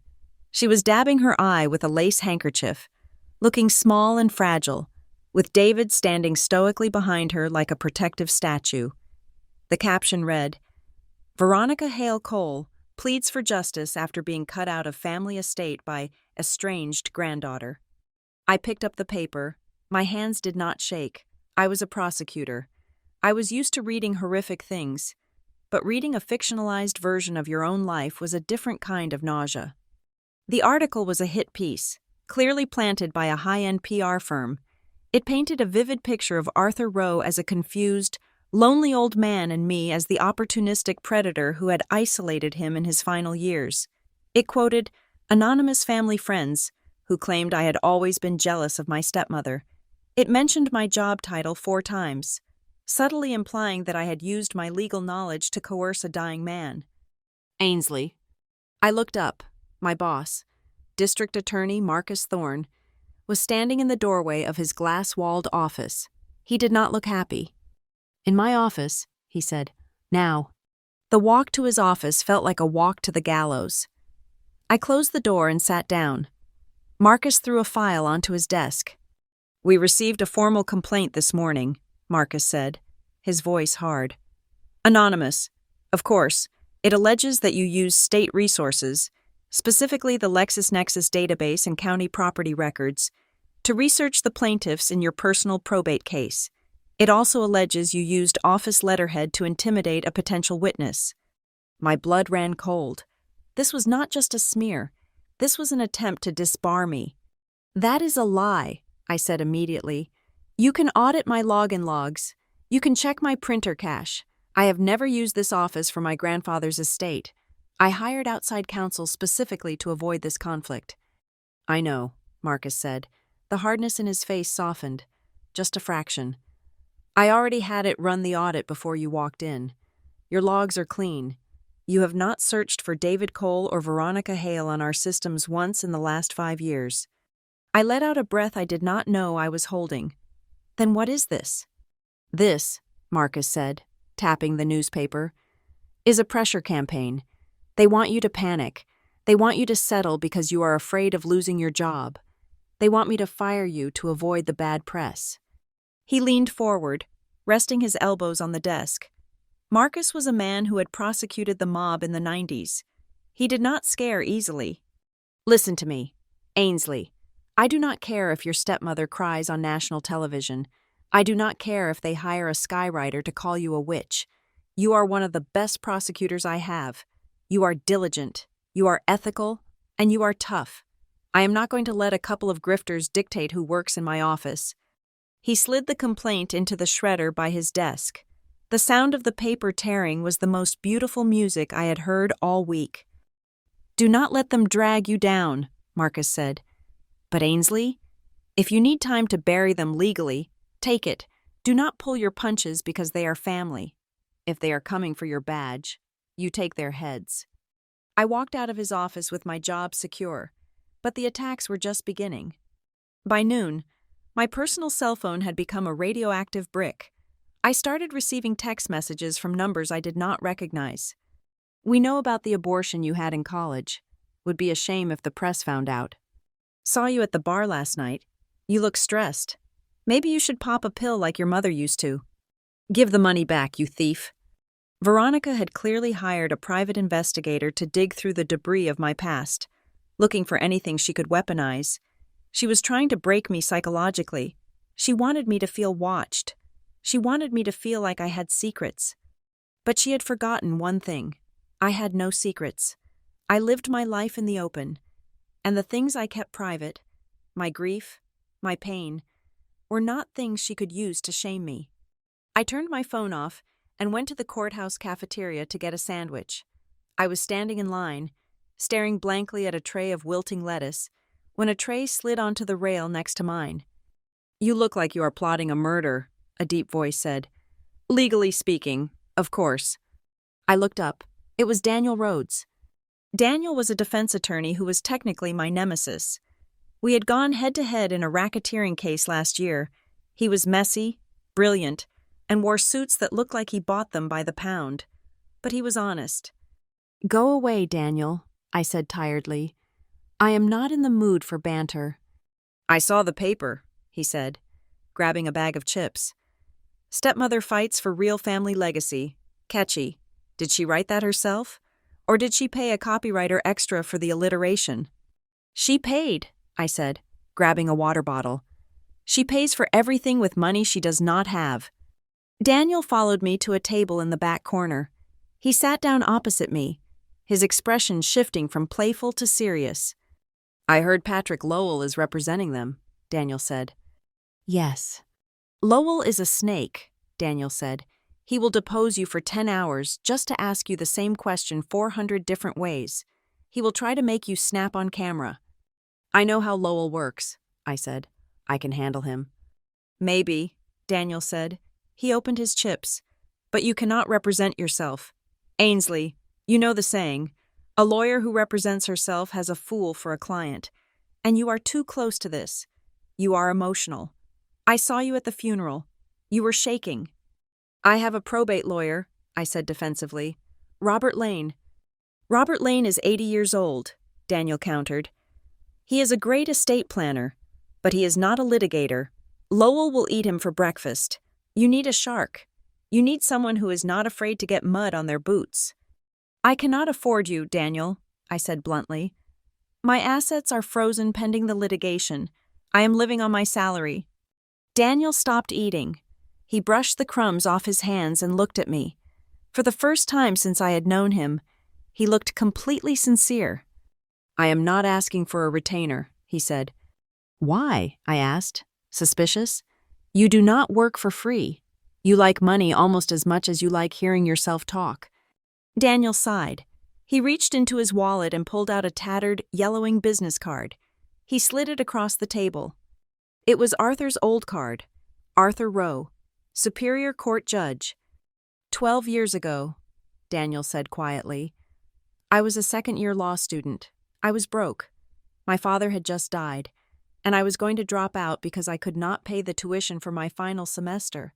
I was working as a clerk in your grandfather's court. I stared at him. I had never heard this story. Arthur found out, Daniel continued. He called me into his chambers. I thought I was getting fired. Instead, he wrote me a check. He told me that the world needed more lawyers who actually gave a damn, and that if I quit, he would personally haunt me from the grave. Daniel tapped the card. I tried to pay him back after I made partner. He sent the check back. He told me to pay it forward. So, Ainsley, let me pay it forward. Let me represent you. Pro bono. I want to be the one to wipe that smirk off Patrick Lowell's face.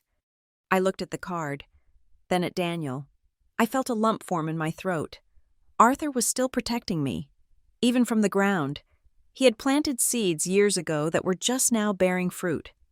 Okay, I whispered. You are hired.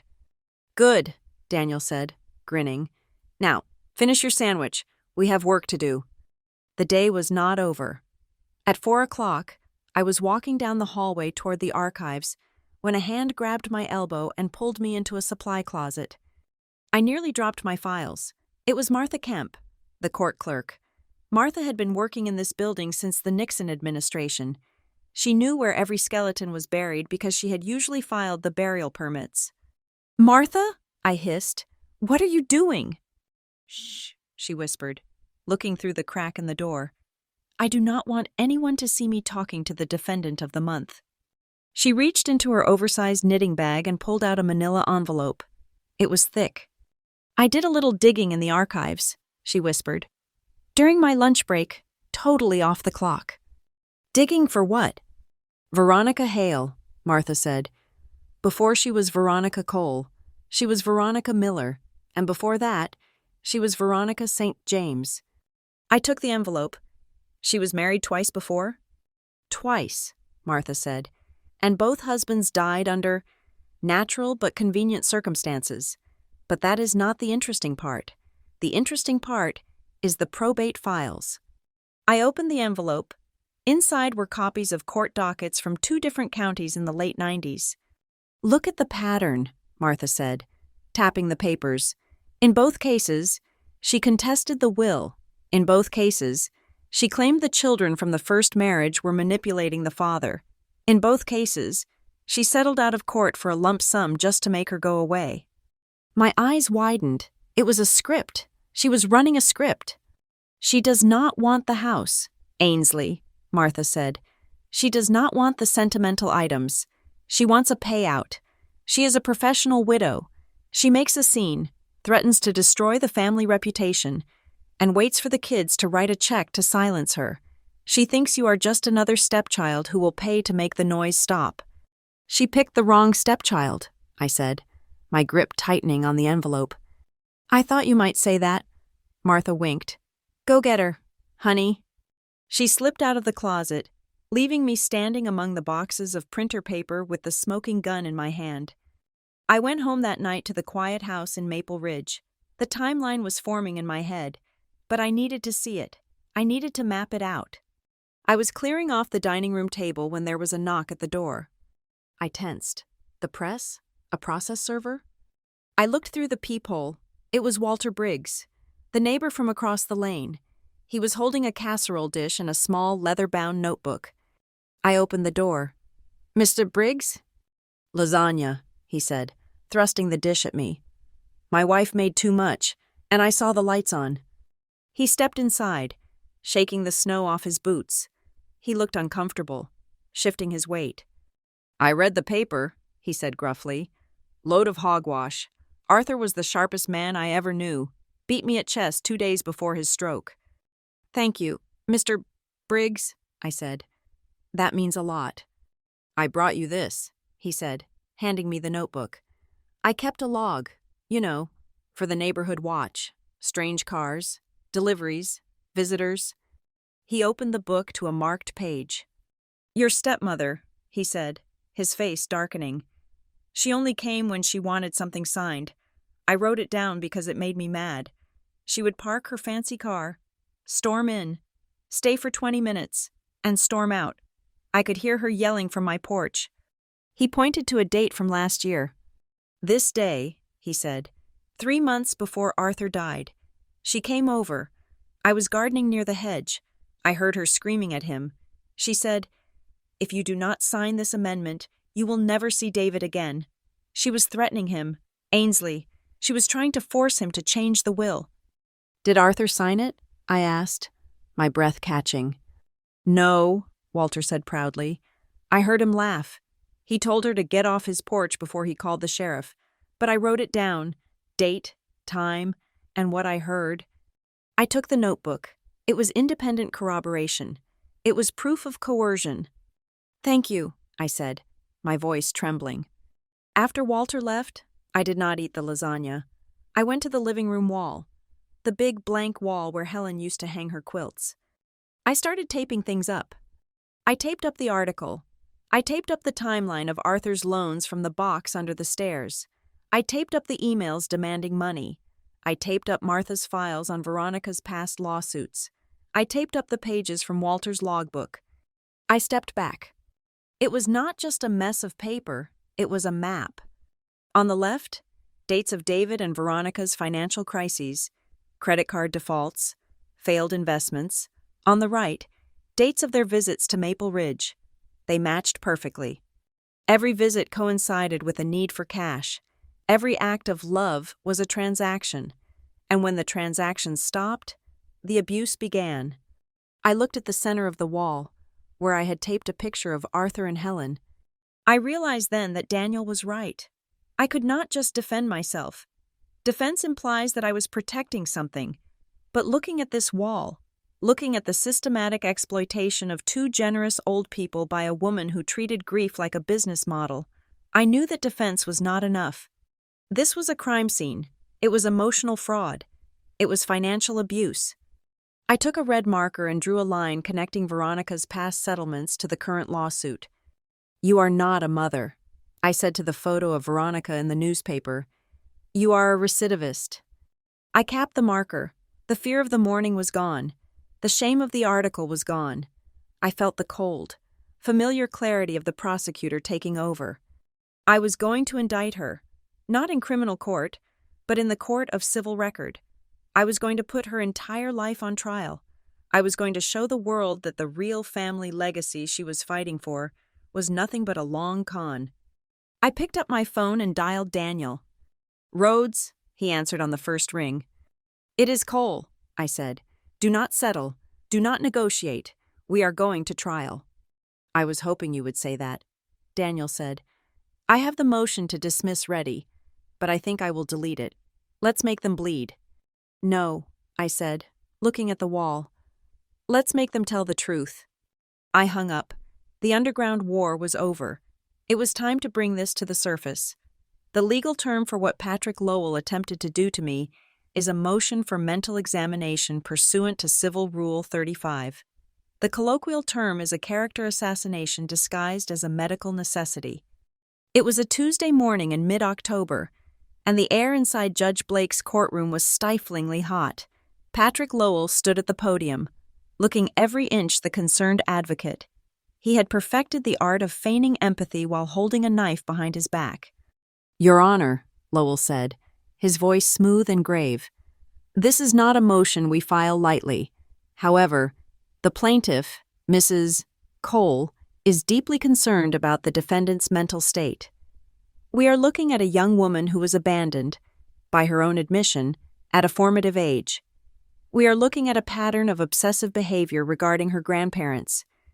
We believe Ms. Cole suffers from a pathological need for control, likely stemming from unresolved childhood trauma, which led her to unduly influence the decedent, Arthur Rowe. I sat at the defense table, my hands clasped so tightly together that my knuckles were white. I was not trembling. I was vibrating with rage. To hear my own trauma, the trauma they inflicted, twisted into a weapon against me was a special kind of violation. Lowell turned to look at me, his eyes filled with a faux pity that made my skin crawl. She has built her entire life around pleasing these two elderly people, to the exclusion of her biological parents. Lowell continued. She clings to this inheritance not because she needs the money. She is a gainfully employed prosecutor, but because she needs to prove her value. We believe a psychiatric evaluation will show that her devotion to Arthur Rowe was actually a manifestation of a personality disorder that rendered Mr. Rowe vulnerable to her manipulations. It was a narrative masterpiece. He was painting me as the crazy ex-girlfriend of the family, the obsessive stalker who couldn't let go. Daniel Rhodes did not stand up immediately. He let Lowell's words hang in the air for a moment, letting the absurdity of them settle. Then he stood. He did not smooth his suit. He did not look at Lowell. He looked directly at Judge Blake. "Your Honor," Daniel said, his voice dropping an octave, instantly commanding the room. "If Ainsley Cole has a personality disorder, then the Harborview District Attorney's Office has a serious problem, because they have entrusted her with over 200 felony cases in the last 3 years. Daniel picked up a stack of files from our table and dropped them onto the bench. The thud echoed through the room. "This is Ms. Cole's performance review from last month. Exemplary, stoic, highly rational. This is a list of the convictions she has secured. Murderers, rapists, fraudsters. She navigates high-pressure environments daily. She assesses evidence with a clarity that most lawyers in this room, myself included, would envy. To suggest that she is mentally unstable because she cared for her dying grandfather is not just insulting to her, it is an insult to the entire justice system of this county." Daniel turned to Lowell, his eyes narrowing. "And let us be honest about what this is. This is not a concern for her health. This is a fishing expedition. Mr. Lowell wants to drag my client through a humiliating exam in hopes of finding a soundbite he can leak to the press. It is a harassment tactic, pure and simple." Judge Blake removed her glasses. She looked at Lowell, and the temperature in the room seemed to drop 10 degrees. "Mr. Lowell," she said, her voice dry, "I have presided over Ms. Cole's cases. I have watched her cross-examine hostile witnesses without blinking. If she is unstable, she hides it better than any attorney I have ever seen." "But, Your Honor," Lowell started. "Denied," Judge Blake cut him off. "I am not ordering a mental evaluation. We are not going to turn this courtroom into a tabloid talk show. This is a case about a will. It is about capacity and intent. Stick to the law. Mr. Lowell, if I smell any more theatrics designed to intimidate the defendant, I will sanction you." She banged her gavel. "Next motion." We won the skirmish, but the war was getting dirtier. 2 days later, the battlefield shifted from the courtroom to my own territory. I was in my office at the DA's building, buried under a stack of files for an upcoming arson trial, when my receptionist buzzed me. "Ainsley, there is a woman here to see you. She says she is family. She does not have an appointment, but she says it is urgent." My stomach tightened. I knew who it was before she walked through the door. Veronica swept into my small, fluorescent-lit office like she was gracing a charity gala. She was wearing a trench coat that cost more than my car and carrying a large, worn photo album. "Ainsley," she said, her voice dripping with honey, "I hope I am not interrupting anything important." "I am working, Veronica," I said, not standing up. "What do you want? All communication is supposed to go through our lawyers." "Oh, lawyers?" She waved her hand dismissively, shutting the door behind her. "They make everything so ugly, do they not? They thrive on conflict. But we are family." She sat down in the chair opposite my desk, uninvited. She placed the photo album on top of my case files. I was going through some old boxes, she said softly, opening the album, and I found these. She pointed to a photo. It was from 20 years ago. I was 5, sitting on a swing set, and David was pushing me. We were both smiling. It was one of the few good days I remembered. Look at that, Veronica said, touching the image. We were happy once, before all this money business got in the way. David misses you. You know, he really does. He cries about it. I stared at her. I watched the performance, the tilt of the head, the glistening eyes. It was impeccable. What do you want, Veronica? I asked again, my voice flat. I want peace, she sighed. I want us to stop fighting. Arthur. He was old. He was confused. We both know that. But I do not want to drag his name through the mud, and I certainly do not want to ruin your career. She leaned forward, dropping her voice to a conspiratorial whisper. So, here is what I propose. Let's just split it. 50-50. We drop the lawsuit. You keep the house in Maple Ridge. I know you like that dusty old place. We take the liquid assets. We issue a joint statement saying it was all a misunderstanding. We can be a family again. Ainsley, you can come to Christmas dinner. My phone was lying face down on my desk. I casually reached out and shifted it slightly, ensuring the microphone was unobstructed. This state operated under one-party consent laws. As long as I was part of the conversation, I could record it. So, I said slowly, you are asking me to disregard Arthur's valid will and give you half of his estate in exchange for Christmas dinner? I am offering you a way out, Veronica said, her smile tightening at the edges. Think about it. The trial will be public. It will be messy. Do you really want everyone knowing that your father hates you? Do you really want to be the girl who stole from her family? Let's be clear about something, I said, leaning back in my chair. You are not offering a settlement because you care about me. You are offering it because you are afraid of what is going to come out in court. I have nothing to hide, she snapped. Really? I picked up a pen and twirled it. What about August 14th, 2001? The day you told David that spending money on my braces was a waste because, and I quote, her teeth are crooked anyway? Or December 25th, 10 years ago, when you threw me out of your house and told me I was not family? Veronica's face went rigid. That is a lie. Is it? I asked. Or how about last year, when you tried to force Arthur to sign a codicil by threatening to cut off David's visits? I have the dates. Veronica, I have the logs. She stood up abruptly, snatching the photo album off the desk. The mask of the benevolent mother fell away, revealing the predator underneath. You are a cold, ungrateful little bitch, she hissed. We offered you an olive branch. When Patrick destroys you on the stand, do not come crying to us. I won't, I said. Please close the door on your way out. She slammed it so hard the glass rattled. I picked up my phone, stopped the recording, and emailed the file to Daniel. Subject line, settlement offer, attempted extortion. But the pressure did not stop with Veronica.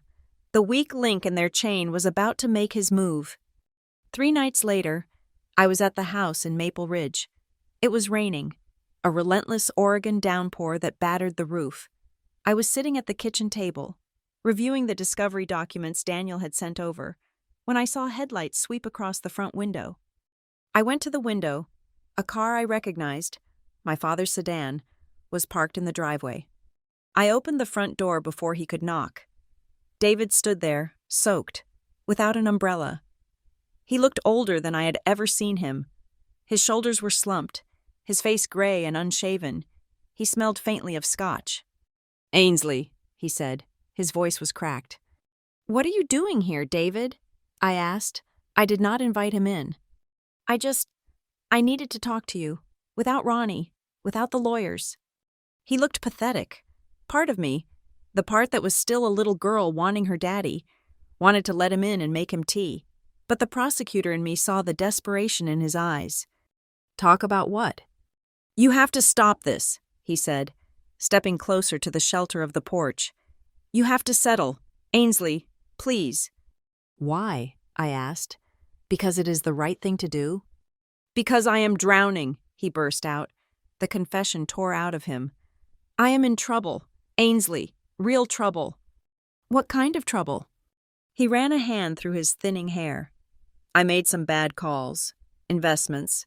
A development deal in Nevada. It went belly up. I borrowed money to cover the margin calls. A lot of money. Private lenders, not banks. I stared at him. The puzzle pieces clicked into place. The desperation. The haste. Veronica's rage. It was not just greed. It was panic. How much? I asked.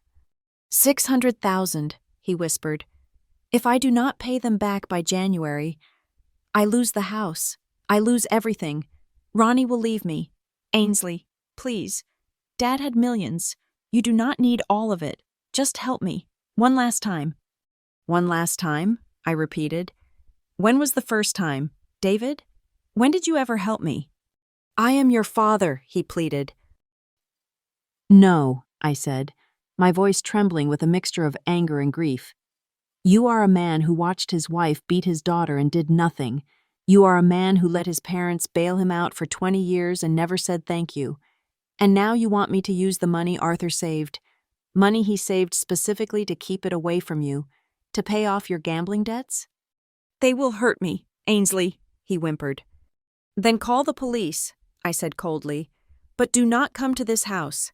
This house is the only thing you have not mortgaged, and I will not let you liquidate it. I stepped back and started to close the door.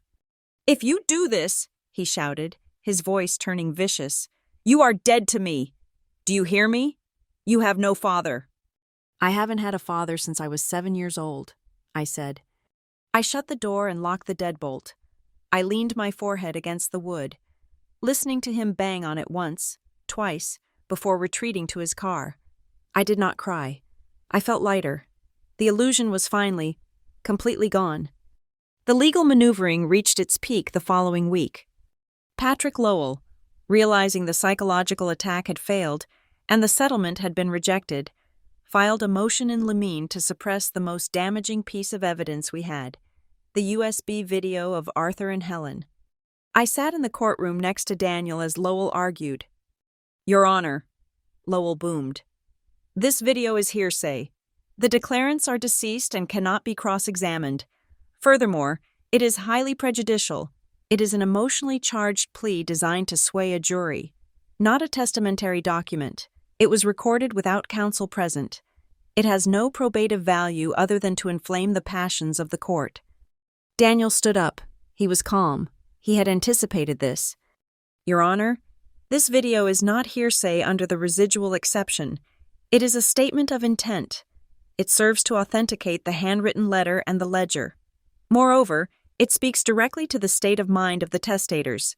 The plaintiffs are claiming Arthur Rowe was confused and manipulated. This video shows him speaking clearly, rationally, and explaining his specific reasons for the distribution of his assets. It is the best evidence we have to refute the claim of incapacity. Daniel paused, then added the kill shot. Mr. Lowell wants to suppress it not because it is irrelevant, but because it is devastating to his case. It proves that Arthur Rowe knew exactly who his son was. Judge Blake watched the video on her monitor. We waited in silence for 10 minutes. I watched her face. She did not show emotion, but when the video ended, she took a long, slow breath.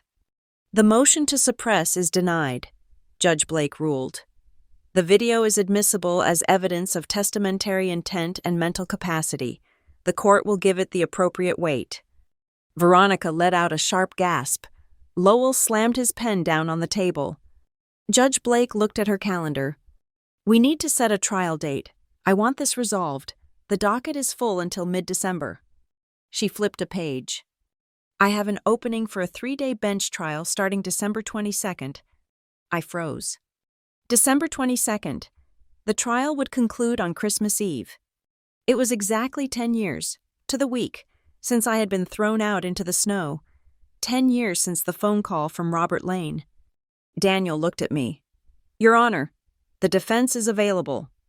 Plaintiffs are available, Lowell muttered, sounding defeated. Good, Judge Blake said. We start at 9 a.m. on the 22nd. And counselors, bring your best arguments, because someone is going to lose everything on Christmas morning. I walked out of the courthouse into the crisp November air. The wind was biting, but I did not feel the cold. The circle was closing. The timing was too perfect to be a coincidence. It felt like Arthur was orchestrating the schedule from beyond the grave. I looked at the gray sky. "Okay," I whispered. "Let's finish it." The week before the trial was not a descent into darkness. It was a free fall into a void where gravity had been replaced by malice. The article in the Harborview Gazette had been a flesh wound. The follow-up piece, published 3 days before the trial was scheduled to begin, was a shot to the kneecaps. The headline screamed from the newsstand, "Exclusive. Former caregivers allege dark side of prosecutor granddaughter." Veronica had been busy. She had found a nurse who had worked a grand total of 3 shifts at my grandfather's house 2 years ago, a woman Arthur had fired for stealing painkillers. In the article, this woman, shielded by the pseudonym Jane, claimed that I was verbally abusive. She claimed I would withhold food from Arthur if he did not sign checks. She claimed I isolated him, screaming at him until he was confused and weeping. It was fiction. It was a grotesque inversion of reality. But print gives lies a weight that truth often struggles to lift. I walked into the courthouse that morning feeling the eyes of every bailiff and clerk on me. They were not looking at Ainsley the prosecutor anymore. They were looking at Ainsley the monster. The whispers followed me down the hallway like a swarm of gnats. "Is it true? I heard she locked him in his room." Money changes people. I made it to my office, my sanctuary, only to find the next blow waiting on my desk. It was a thick, cream-colored envelope with the seal of the State Bar Association. My hands felt numb as I opened it. It was a formal notification of a grievance filed against me. Anonymous, of course. The complaint alleged that I had weaponized legal expertise to coerce a vulnerable geriatric population and demanded an immediate suspension of my license pending a full ethics investigation. It was not a lawsuit. It was an execution order for my career. Even if I won the probate case, this complaint would hang over me for months, maybe years. It would bleed me dry of credibility. Every defense attorney I faced would use it to undermine me. Every judge would look at me with suspicion. Veronica was not just trying to take the money, she was trying to erase me. I went home early. I sat in the living room of the Maple Ridge house, the lights off, listening to the wind howl around the eaves. The darkness felt heavy, pressing against the windows. For the first time in this entire ordeal, I felt the foundation of my resolve crack. I looked at the timeline on the wall, the red strings, the dates, the evidence of their greed, but in the dim light, it just looked like the scribblings of a madwoman. Maybe they are right, a voice whispered in the back of my head. It was the voice of the 19-year-old girl shivering in the snow. Maybe I am vindictive. Maybe I'm doing this out of spite. Maybe I did influence him. Did I talk about them too much? Did I make him hate them? Am I the villain in my own story? The doubt was a parasite. It burrowed deep, feeding on my exhaustion. I curled up on the sofa, pulling Helen's old quilt around me, shivering despite the heat being set to 70 degrees. I felt small. I felt dirty. I felt like I was fighting a war I had already lost because I was fighting my own blood. The front door opened. I flinched, expecting David, or maybe a process server. It was Daniel Rhodes. He did not knock. He had a key I had given him for emergencies, and he evidently considered me sitting in the dark an emergency. He flipped the light switch. The sudden brightness was blinding. "Turn it off," I croaked, burying my face in the quilt. "No," Daniel said. His voice was not gentle. It was the voice he used when he was cross-examining a hostile witness. "Get up." "Go away. Daniel. They filed a bar complaint. It is over. I should just settle. I give them half. They drop the complaint, and I keep my license." Daniel walked over and ripped the quilt off me. "Get up." I sat up, glaring at him, tears stinging my eyes. "Did you hear me? They are going to disbar me." "They are trying to scare you," Daniel said, pacing the room. And it is working. Look at you. You are Ainsley Cole. You stare down cartel hitmen, and you are letting Veronica Hale, a woman whose greatest accomplishment is marrying a man with a trust fund, break you? She is winning the narrative, I shouted. Everyone thinks I abused him. Daniel grabbed my shoulders. He hauled me off the sofa and marched me to the wall. He slammed his hand against the timeline I had created. Look at this, he roared. Read it. June 12th, 2010. Arthur pays off David's gambling debt. Was that your influence? Were you controlling Arthur when you were 15 years old? I stared at the paper. No. August 4th, 2014. Veronica sends an email threatening to keep the grandkids away unless Arthur buys her a new Mercedes. Did you write that email, Ainsley? No. This is not a story, Daniel said, his voice dropping to a fierce whisper. This is math. This is cause and effect. You are not protecting your inheritance. You are prosecuting a crime. Do not you dare let them gaslight you into thinking you are the bad guy for holding up a mirror. I looked at the wall. The red lines did not lie. The numbers did not lie. My doubt began to recede, replaced by a cold, hard knot of anger. I am tired, Daniel, I whispered. I know, he said, letting go of my shoulders. That is why I brought whiskey. We sat in the kitchen, drinking cheap bourbon out of mugs, going over the witness list for the 100th time. It was 1 a.m. when my phone buzzed on the table. I frowned. Who is calling me at 1 a.m? I looked at the screen. Walter Briggs. It is the neighbor, I said. Mr. Briggs? Something must be wrong with the house, or maybe he saw someone lurking outside. I answered the phone, adrenaline spiking. Mr. Briggs, is everything okay? Ainsley? His voice was breathless, crackling with excitement. I hope I did not wake you. I know it is late, but I had to call. What is it, Walter? The insurance company, he said, speaking too fast. You know how I had that lightning strike last week? Fried my whole security system? Yes, I said, confused. You told me. Well, they sent a technician out today to replace the server, a sharp kid. He was migrating my data to the new cloud system, and he found a linked account. A linked account? I asked. Arthur's account, Walter said. You remember? Arthur paid for the security system at your father's house in the city years ago. He wanted to make sure you were safe when you visited. He put the admin access on his own email so David could not turn it off to save on the electric bill. My heart stopped. Okay. The technician. He merged the backup files. He recovered the archived footage. He found a flag on a specific date because the audio triggered a disturbance alert in the old software. What date, Walter? I whispered, though I already knew. December 25th, 10 years ago, Walter said. I have the file. Ainsley, I just emailed it to you. I dropped the phone.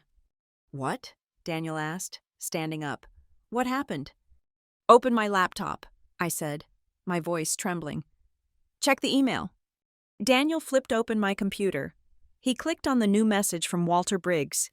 There was a single video file attachment. He clicked play. The screen filled with the grainy, fisheye view of my father's front porch in the city. The timestamp in the corner read 12/25/2013, 09:14 a.m. The snow was falling in jagged streaks across the lens. The front door flew open. I saw myself. I was 19. I looked so young. My hair was messy. I was wearing a thin gray sweater. I stumbled out of the door, tripping over the threshold. I turned back, my hand going to my mouth. Even in the grainy footage, the dark stain of blood on my chin was visible. My face was puffy, my eyes wide with shock. Then came the audio. It was tinny, distorted by the wind, but undeniable. You are not this family. Veronica's voice. It was a shriek, primal and hateful. She stepped into the frame, her face twisted. She shoved the door, but she did not close it yet. And then I saw him. David. He was standing in the hallway behind her. He was holding his mug. He looked right at the camera, right at me. And then he turned his back. He walked away into the shadows of the house. Veronica slammed the door. The sound echoed like a gunshot. I watched my 19-year-old self stand there, shivering, hugging my arms to my chest. I looked broken. I looked like a stray dog that had been kicked. "Jesus," Daniel whispered. But the video did not end there. On the screen, my younger self reached into her pocket and pulled out a phone. I stared at it. I answered it. And because I was standing directly under the doorbell camera, the microphone picked up the audio from the earpiece. "Ms. Cole?" The voice was faint, but clear. It was Robert Lane. "This is Robert Lane. I am your grandfather's attorney." I watched myself crumble. I watched myself sob. "Arthur is fine, Ainsley, but Helen gave me strict instructions. If there was any sign that the family in the city had hurt you, I was to call you." Daniel grabbed my arm, his grip painful. "Do you hear that? Do you understand what that is?" I nodded, tears streaming down my face. "Get in your car." Arthur and Helen knew this day might come. They called it the Christmas contingency. The video ended with me walking off the porch, wiping the blood from my lip, clutching the phone like a lifeline. Silence filled the kitchen. Daniel let out a long, shaky breath. He ran his hands through his hair, looking at the screen as if it were the Holy Grail.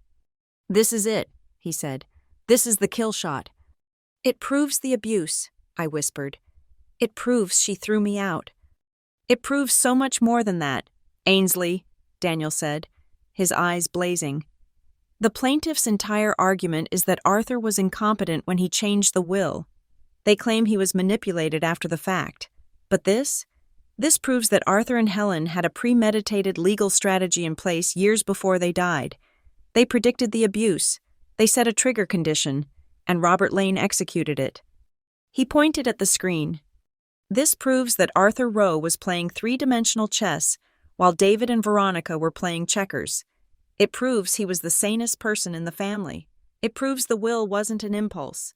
It was a protective measure enacted by a brilliant legal mind." I looked at the frozen image on the screen, the image of the girl in the snow. For 10 years, I had carried the shame of that morning. I had felt like a victim. I had felt like the girl who wasn't good enough to keep. But looking at it now, with the voice of Robert Lane echoing in the room, I saw something else. I saw a girl who was loved.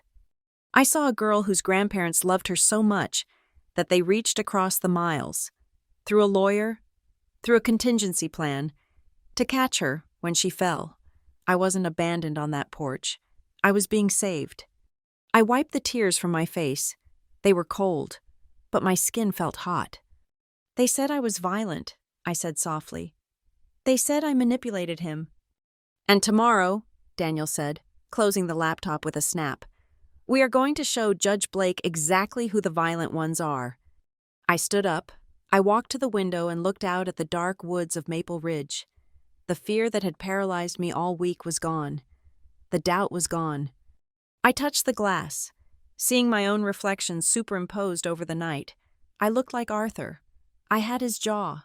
I had his eyes. "Send the file to the court clerk," I said. "Mark it as Exhibit Z, and Daniel?" "Yeah?" "Make sure Patrick Lowell gets a copy at 8:59 tomorrow morning. I want him to choke on his coffee." I turned back to the kitchen. "I am going to iron my suit," I said. "We have a trial to win." The low point had passed. The valley was behind me. I was climbing the mountain now, and I was bringing the storm with me. The 22nd of December arrived with a sky the color of a bruised plum and a biting wind that rattled the window panes of the Harborview County Courthouse. Inside Courtroom 3, the air was thick enough to choke on. Every seat in the gallery was filled.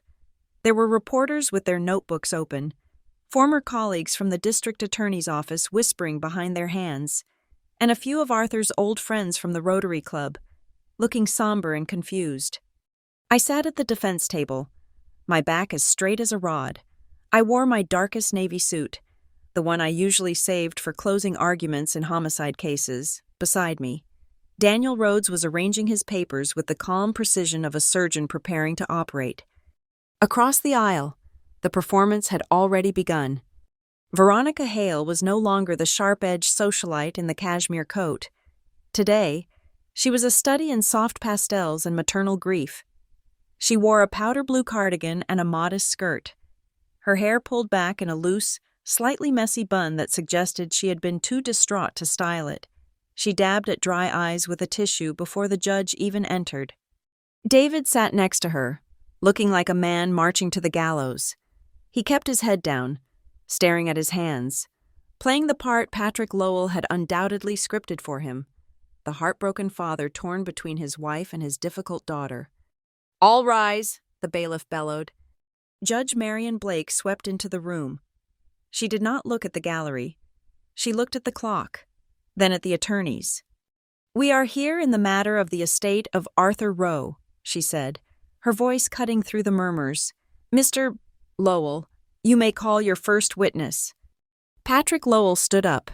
He buttoned his jacket, a smug confidence radiating from him.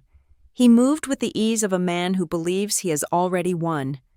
"Your Honor, the plaintiffs called Dr. Samuel Arris to the stand." My stomach tightened. Dr.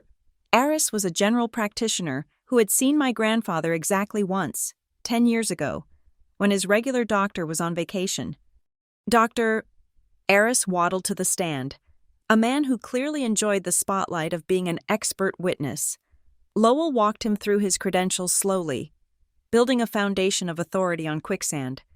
"Dr. Arris," Lowell said, leaning on the podium, "you examined the decedent, Arthur Rowe, in 2015, based on your notes from that visit. Did you observe any signs of cognitive decline?" "I did," Arris said, adjusting his glasses. "He seemed forgetful. He had trouble recalling the date of his last tetanus shot. He seemed pliable, easily confused by complex questions." "Pliable," Lowell repeated the word, tasting it. "In your medical opinion, would a man in that state be susceptible to undue influence? Would he be easy to manipulate by someone he trusted? Someone who controlled his environment?" "Objection," Daniel said, not even looking up from his notes. "Calls for speculation. Dr. Arris is a general practitioner, not a geriatric psychiatrist, and he spent 20 minutes with the decedent a decade ago." "Sustained," Judge Blake said. "Rephrase, Mr. Lowell." "Let me put it this way," Lowell smiled. "Did Arthur Rowe strike you as a man capable of making complex financial decisions without guidance?" "No," Arris said. "He seemed frail." I gripped my pen. Frail? Arthur Rowe was doing the Sunday crossword in ink until the week he died. Daniel's cross-examination was brutal and short. "Dr. Arris," Daniel said, standing up, "you said Arthur forgot the date of his tetanus shot. Do you remember the date of your last tetanus shot?" Arris blinked. "Well, no, not off the top of my head." "So by your own definition, you are exhibiting signs of cognitive decline?" "That is different," Arris sputtered. "Is it?" Daniel picked up a piece of paper. "You billed the insurance company for a 15-minute consultation. In those 15 minutes, you diagnosed a mild sinus infection. Nowhere in your official notes does it mention dementia or confusion. In fact, you wrote here, 'Patient is alert and oriented.' Did you lie then, or are you lying now?" I was summarizing," Arris stammered. "No further questions," Daniel said, sitting down. "We won that round, but the damage was done." The word frail was now floating in the room. Then came the main event. The plaintiffs call Veronica Hale Cole. Veronica walked to the stand like a martyr ascending the pyre. She took the oath, her voice trembling just the right amount. Lowell guided her gently. "Mrs. Cole, tell the court about your relationship with your father-in-law." "We loved him," Veronica said, her voice breaking. "David and we tried so hard. We wanted to be there. We wanted to take him to lunch, to spend Christmas with him, but there was always a barrier." "A barrier?" Lowell asked. "What kind of barrier?" Veronica looked directly at me. Her eyes were wet, but behind the tears, I saw the cold, hard calculation. "Her." She pointed a shaking finger at me. "Ainsley, She was always there. If we called, she answered the phone and said he was sleeping. If we planned a visit, she would call and say he was not feeling up to it. She gatekept him. She told us he did not want to see us. We thought he hated us. But now I realize it was her. She was whispering in his ear, poisoning him against his own son. A ripple of murmurs went through the gallery. It was a compelling story. The evil, possessive granddaughter cutting off the loving parents. "Why do you think she did that?" Lowell asked softly. "Control," Veronica whispered. "She has always been jealous. She wanted to be the only one. She wanted to punish David for having a life, and she wanted the money. She knew if she kept us away, she could convince him to rewrite the will." I felt the heat rising in my neck. It was such a monstrous lie that I wanted to scream. I wanted to stand up and shout about the years I spent begging them to visit.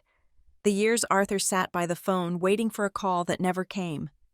"Mrs. Cole," Lowell said, walking back to his table, "I would like to enter Plaintiff's Exhibit C into evidence." The court clerk dimmed the lights. A projector screen lowered.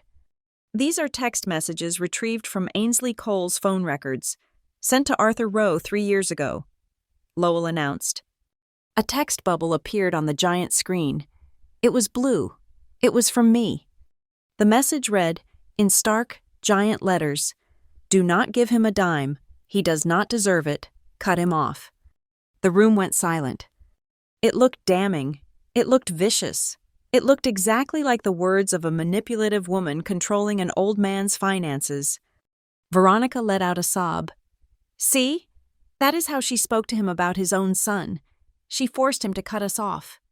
Judge Blake looked at the screen, her expression unreadable. I saw the reporters scribbling furiously. "Your witness," Lowell said, sitting down with a smirk. Daniel stood up. He did not look rattled. He walked to the center of the room. "Mrs. Cole," he said, "you claim this text message proves Ainsley was controlling Arthur's financial decisions regarding your husband?" "It is right there in black and white," Veronica snapped, her sadness momentarily replaced by defensiveness. "Context is a funny thing," Daniel said. "Your Honor, pursuant to the rule of completeness, the defense requests that the full text thread from that day be displayed. Mr. Lowell seems to have inadvertently cropped the conversation." "Objection," Lowell stood up. "Relevance." "It is the same conversation," Judge Blake ruled. "Overruled. Show the whole thread." Daniel nodded to his paralegal. The slide changed. The isolated message was still there, but now, the messages before it were visible. "Arthur Rowe, received 10:14 a.m. Ainsley, David is here. He is shouting at me. He says he owes loan sharks $40,000. He is crying. He is refusing to leave the porch. I am scared. Honey, I do not know what to do. I want to help, but I'm afraid he will just gamble it away again. Ainsley Cole, sent 10:15 a.m. Is he drunk? Arthur Rowe, received 10:16 a.m. I think so. He is banging on the door. He says if I do not give him the money, you will be sorry. Ainsley Cole, sent 10:16 a.m. Do not give him a dime. He does not deserve it. Cut him off. Call the police. Grandpa, I am on my way. The silence in the courtroom changed. It shifted from judgment to shock. "So," Daniel said, his voice hard, "Ainsley was not controlling his finances.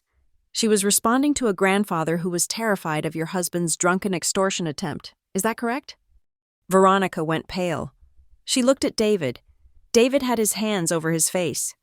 I did not know about that," Veronica stammered. "David never told me." "There is a lot David did not tell you," Daniel said. "Or maybe he did, and you just did not care as long as the check cleared." "Objection," Lowell shouted.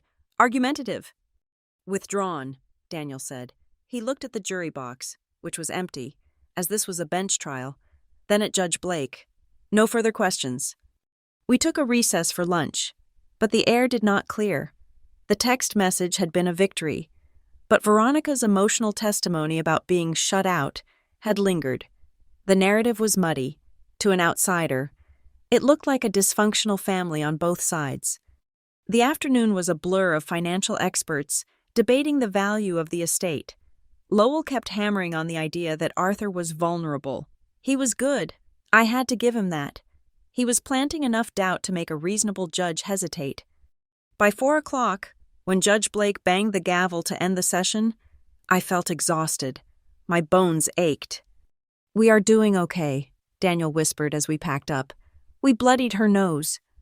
"It is not a knockout," I said grimly. "Blake looks conflicted. She hates family feuds. She might split the baby just to make it go away." I walked out of the courtroom alone, Daniel having stayed behind to file a motion. The hallway was empty, the marble floors reflecting the dim winter light. "Ainsley!" I stopped. Veronica was standing near the water fountain. She was alone. David and Lowell were nowhere to be seen. She walked toward me. The tears were gone. The stage makeup was touched up. She looked composed, almost regal. "That was brutal," she said softly. "For everyone." I clutched my briefcase. "What do you want, Veronica?" She stepped closer, invading my personal space. She smelled of Chanel and mints. "I want to end this," she said. "Look at us, tearing each other apart in public. Is this what Arthur would have wanted? His dirty laundry aired out for the neighbors?" "You are the one who filed the suit," I said. "I was angry," she said. She reached out and touched my arm. I flinched, pulling away. "Ainsley," she said, her voice dropping to a conspiratorial whisper. "We can stop this right now. Withdraw your defense. Agree to settle. We will give you a generous portion, 20%, and we will issue a statement saying you were a devoted granddaughter. We will fix your reputation." She smiled, a tight, thin stretching of her lips. "Just think about it. You are young. You have a career. Do you really want to risk losing everything if the judge rules against you? Just let it go. We can be a family again. You, me, David. We can put this behind us." She paused, then added the word that made my stomach turn. "M." She called me M, a term of endearment, a term for a sister or a daughter, a word she had never, not once in 20 years, used when talking to me. I looked at her. I really looked at her. I saw the woman who had criticized my clothes when I was 12. I saw the woman who had convinced my father I was a tax write-off. I saw the woman who had screamed, "You are not this family," while I bled on her floor. And now, she was trying to buy me with a counterfeit version of the love I had begged for my entire life. She thought I was still that desperate little girl.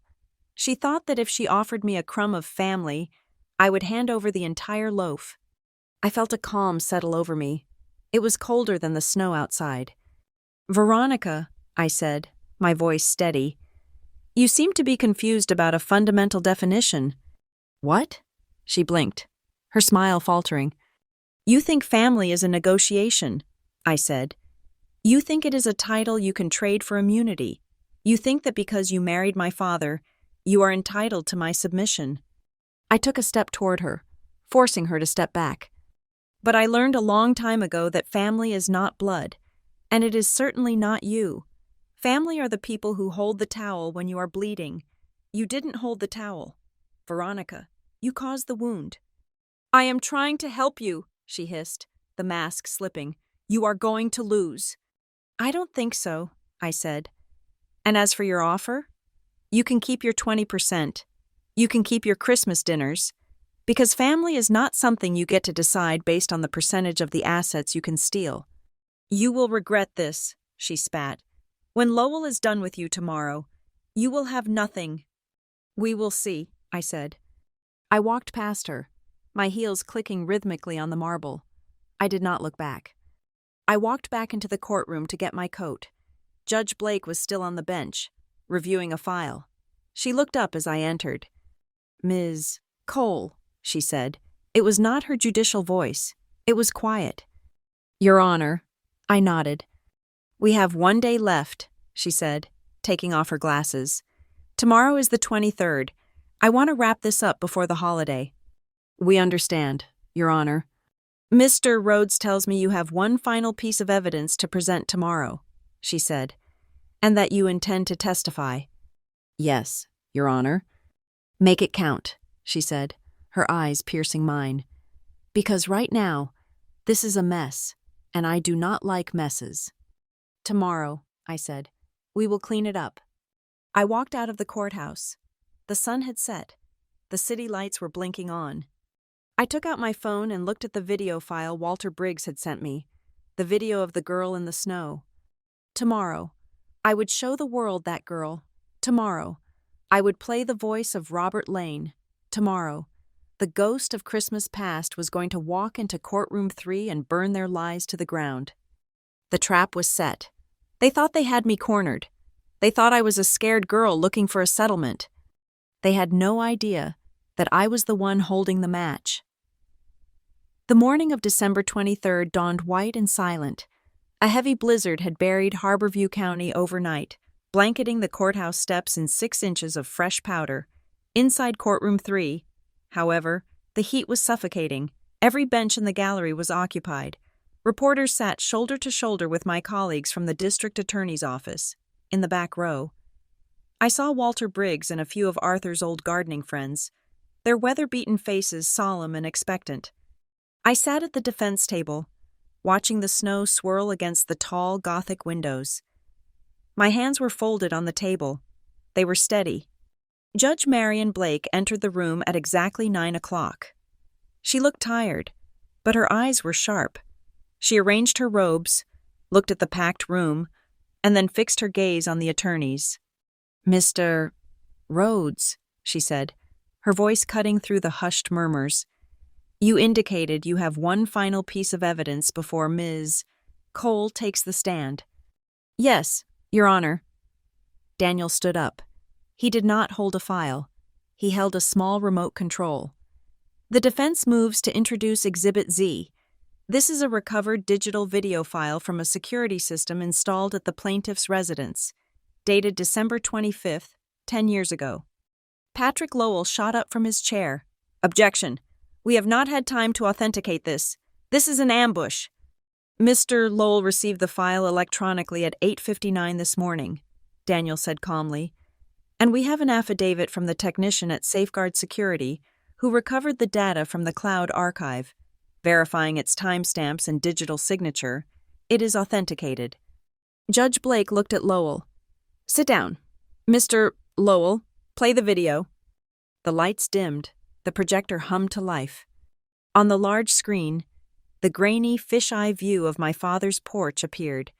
The date stamp in the corner glowed neon green. The courtroom was so quiet, I could hear the radiator clanking in the corner. On the screen, the door flew open. A 19-year-old version of me stumbled out. I saw the collective intake of breath from the gallery as the image of my bloody lip became visible. I looked small. I looked broken. Then came the audio, distorted by the wind, but unmistakable. "You are not this family!" Veronica's scream tore through the courtroom. On the screen, she shoved the door behind her. David Cole stood in the hallway.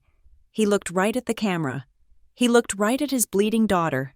And then, with a casual cruelty that made my heart ache even now, he turned his back and walked away to drink his coffee. In the courtroom, the real Veronica went pale. She gripped the edge of the plaintiff's table, her knuckles white. David stared at the floor, unable to look at the screen where his cowardice was being played on a loop. But the video was not done. On the screen, my younger self answered the phone. The audio from the earpiece, picked up by the camera directly overhead, drifted through the speakers. "Ms. Cole, this is Robert Lane. Helen gave me strict instructions. If there was any sign that the family in the city had hurt you, I was to call you." The gasp from the gallery was audible. "They called it the Christmas contingency." Daniel paused the video right on the image of my face, tear-streaked, terrified, but saved. "This," Daniel said, his voice ringing in the silence, "is the moment the plaintiffs claim Arthur Rowe was being manipulated. But as you can hear, Arthur Rowe was not the one being controlled. He was the one reaching out from 300 miles away to protect his granddaughter from the people sitting at that table." Veronica jumped to her feet. "That is edited. That is a fake. I never said that. Sit down. Mrs. Cole, Judge Blake barked, slamming her gavel. One more outburst and I will have you removed. Veronica sank back into her chair, her face a mask of terror. She knew. She knew the game was over. The defense calls Robert Lane, Daniel said. Robert walked to the stand slowly, leaning on his cane. He looked frail. But when he sat in the witness chair and adjusted the microphone, his voice was the same deep baritone that had saved my life 10 years ago. Mr. Lane, Daniel asked, can you explain to the court what the Christmas contingency was? It was a legal trigger clause, Robert explained, addressing the judge. Arthur and Helen Rowe were terrified that David and Veronica would abuse Ainsley once she turned 18 and left for college. They came to my office 5 years before Arthur died. They drafted a specific protocol. If Ainsley ever called me in distress, or if I received evidence of abandonment, I was authorized to reveal the location of the safe box containing the estate planning documents. So, Daniel clarified, the decision to leave the estate to Ainsley was not made in Arthur's final years. It was not a result of Ainsley whispering in his ear. Good heavens, no, Robert scoffed. That will was drafted when Ainsley was 14. The ledgers were started when she was 7. Arthur told me, I am not disinheriting my son. My son has disinherited himself by treating his child like a nuisance. The video message on the USB drive was recorded, just to ensure there was no ambiguity. Thank you, Daniel said. One last thing. Do you recognize this? Daniel handed a sealed envelope to the bailiff, who handed it to the judge. This, Robert said, is a letter Arthur wrote to the presiding judge of any future probate challenge. He instructed me to file it only if David sued. Judge Blake put on her glasses. She opened the seal. The sound of tearing paper was the only noise in the room. She read it silently for a long time. Her expression hardened. Read it into the record, Your Honor, Daniel suggested gently. Judge Blake cleared her throat. To the court, she read. I, Arthur Rowe, being of sound mind, write this to explain my actions. I have loved my son David, but I cannot fund his apathy. Over 20 years, I have given him $482,000. I have paid his debts. I have bought his cars. In return, he has given me nothing but absence. My granddaughter, Ainsley, gave me her time. She gave me her care. She gave me a reason to wake up after my wife died. If you are reading this, it means David and Veronica have sued her. It means they do not respect any boundaries, even those of the grave. Do not let them take what they did not build. Do not let them hurt her again. Judge Blake lowered the paper. She looked at David. For the first time, David looked up. His eyes were red. He looked like a man waking up from a 20-year coma to find he had burned his own house down. The defense calls Ainsley Cole, Daniel said. I stood up. My legs felt heavy. But as I walked to the stand, I felt a strange lightness in my chest. I placed my hand on the Bible. I swore to tell the truth. I sat down. I looked at Veronica. She was not looking at me. She was staring at the wall, picking at a loose thread on her cardigan. Ainsley, Daniel said softly, why are you here? I am here because they sued me, I said simply. You could have settled, Daniel said. Veronica offered you 20%. That is nearly $500,000. Why did you refuse? I took a breath. I looked at the gallery. I looked at the judge. Because I grew up thinking I was the problem, I said. I grew up in a house where I was treated like an expense line item. When Veronica threw me out that Christmas, when she told me I wasn't family, I believed her. I spent years trying to earn their love with good grades and silence. I paused, fighting the tremor in my voice. But when I opened that box under the stairs, I realized that I had been loved the whole time, just not by them. Arthur and Helen saw everything. They saw the neglect, they saw the greed, and they protected me. I turned to look directly at David. I am not here for the money. If this was just about cash, I would have written you a check years ago just to make you go away. I am here because Arthur Rowe was a man of honor. He kept a ledger because he believed in truth. If I settled, If I let you rewrite the story to say he was senile or manipulated, I would be erasing him. I am here to make sure that the truth about my grandparents survives." "Thank you," Daniel said. Patrick Lowell stood up for cross-examination. He looked deflated. The wind had been taken out of his sails, but he had a job to do. "Ms. Cole," Lowell said, buttoning his jacket, "let's be honest. You are angry, are you not? You were hurt by what happened on that porch." "Yes," I said. "I was hurt." "So isn't this trial just revenge?" Lowell asked, trying to find an edge. "Isn't this just you using your legal skills to punish the father who rejected you? You could have kept this private. You dragged them into court to humiliate them." I leaned forward into the microphone. "Mr. Lowell," I said, my voice steady and cold. "If I wanted to punish them, I would not be in this courtroom. I would have sent that video to the local news station the day you filed the lawsuit.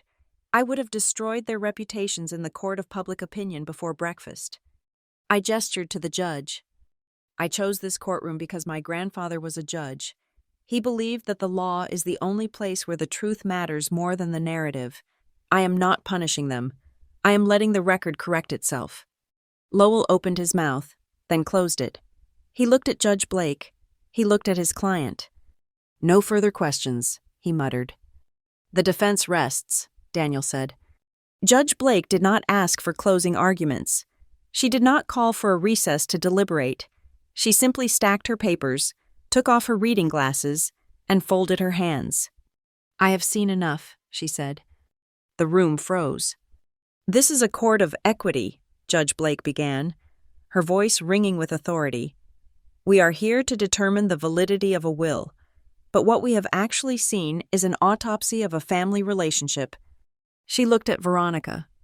"Mrs. Cole, you stood in my courtroom yesterday and wept about being excluded. You claimed you were the victim of a manipulative stepdaughter, but the evidence, the ledgers, the emails, and that video tells a very different story. You were not excluded. You simply chose not to show up until there was a check to be collected."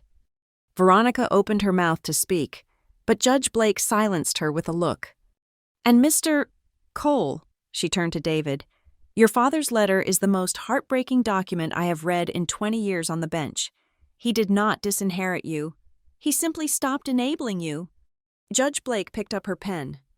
"I find that the last will and testament of Arthur Rowe is valid. It was executed with full mental capacity and clear intent.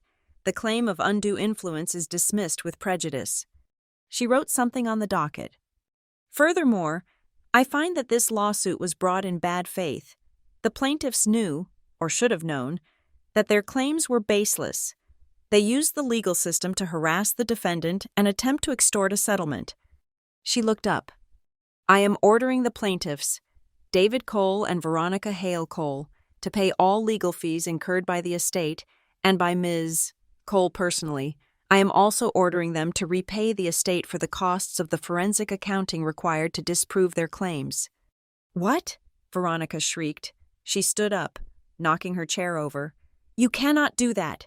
We have rights. I am the wife of his son. I deserve that money. I am the mother of this family." "Mrs. Cole!" Judge Blake's voice was like a whip crack. "Sit down." "No!" Veronica screamed. Her face twisted into the same ugly mask I had seen 10 years ago. "It is not fair. She stole it. She is just a—" "You are done," Judge Blake cut her off, her voice dropping to a deadly calm. "You speak about what you deserve. Let me tell you something about probate court. We do not award inheritances based on titles. We award them based on the wishes of the deceased. You say you are family? Family shows up. Family cares. You were absent for 20 years. She leaned over the bench. "Worthiness does not come from the name on your marriage license, Mrs. Cole. It comes from presence, and you were absent for the entirety of Arthur Rowe's decline. You do not get paid for a job you did not do. Case closed." She banged the gavel. The sound was final. It was the period at the end of a sentence that had taken 10 years to write. Veronica stood there, gasping for air. Looking around the room for sympathy, she found none. The reporters were typing furiously. The gallery was staring at her with open disdain. David did not move. He just sat there, head in hands, while his wife unraveled. I stood up. I shook Daniel's hand. "Thank you," I whispered. "Merry Christmas, Ainsley," Daniel smiled. I walked out of the courtroom. The double doors swung open, and the noise of the hallway rushed in. Cameras flashed. Reporters shouted my name. "Ms. Cole! Ms. Cole! Do you have a comment?" "How does it feel to win?" "Do you have anything to say to your parents?" I stopped near the exit. I pulled my coat tight around me. The snow was falling softly outside, visible through the glass doors. I looked at the sea of microphones. "I have one thing to say," I said. The reporters quieted down. I looked directly into the camera lens, knowing Veronica would be watching this on the news tonight. "People talk about broken families like they are something to be fixed with money," I said.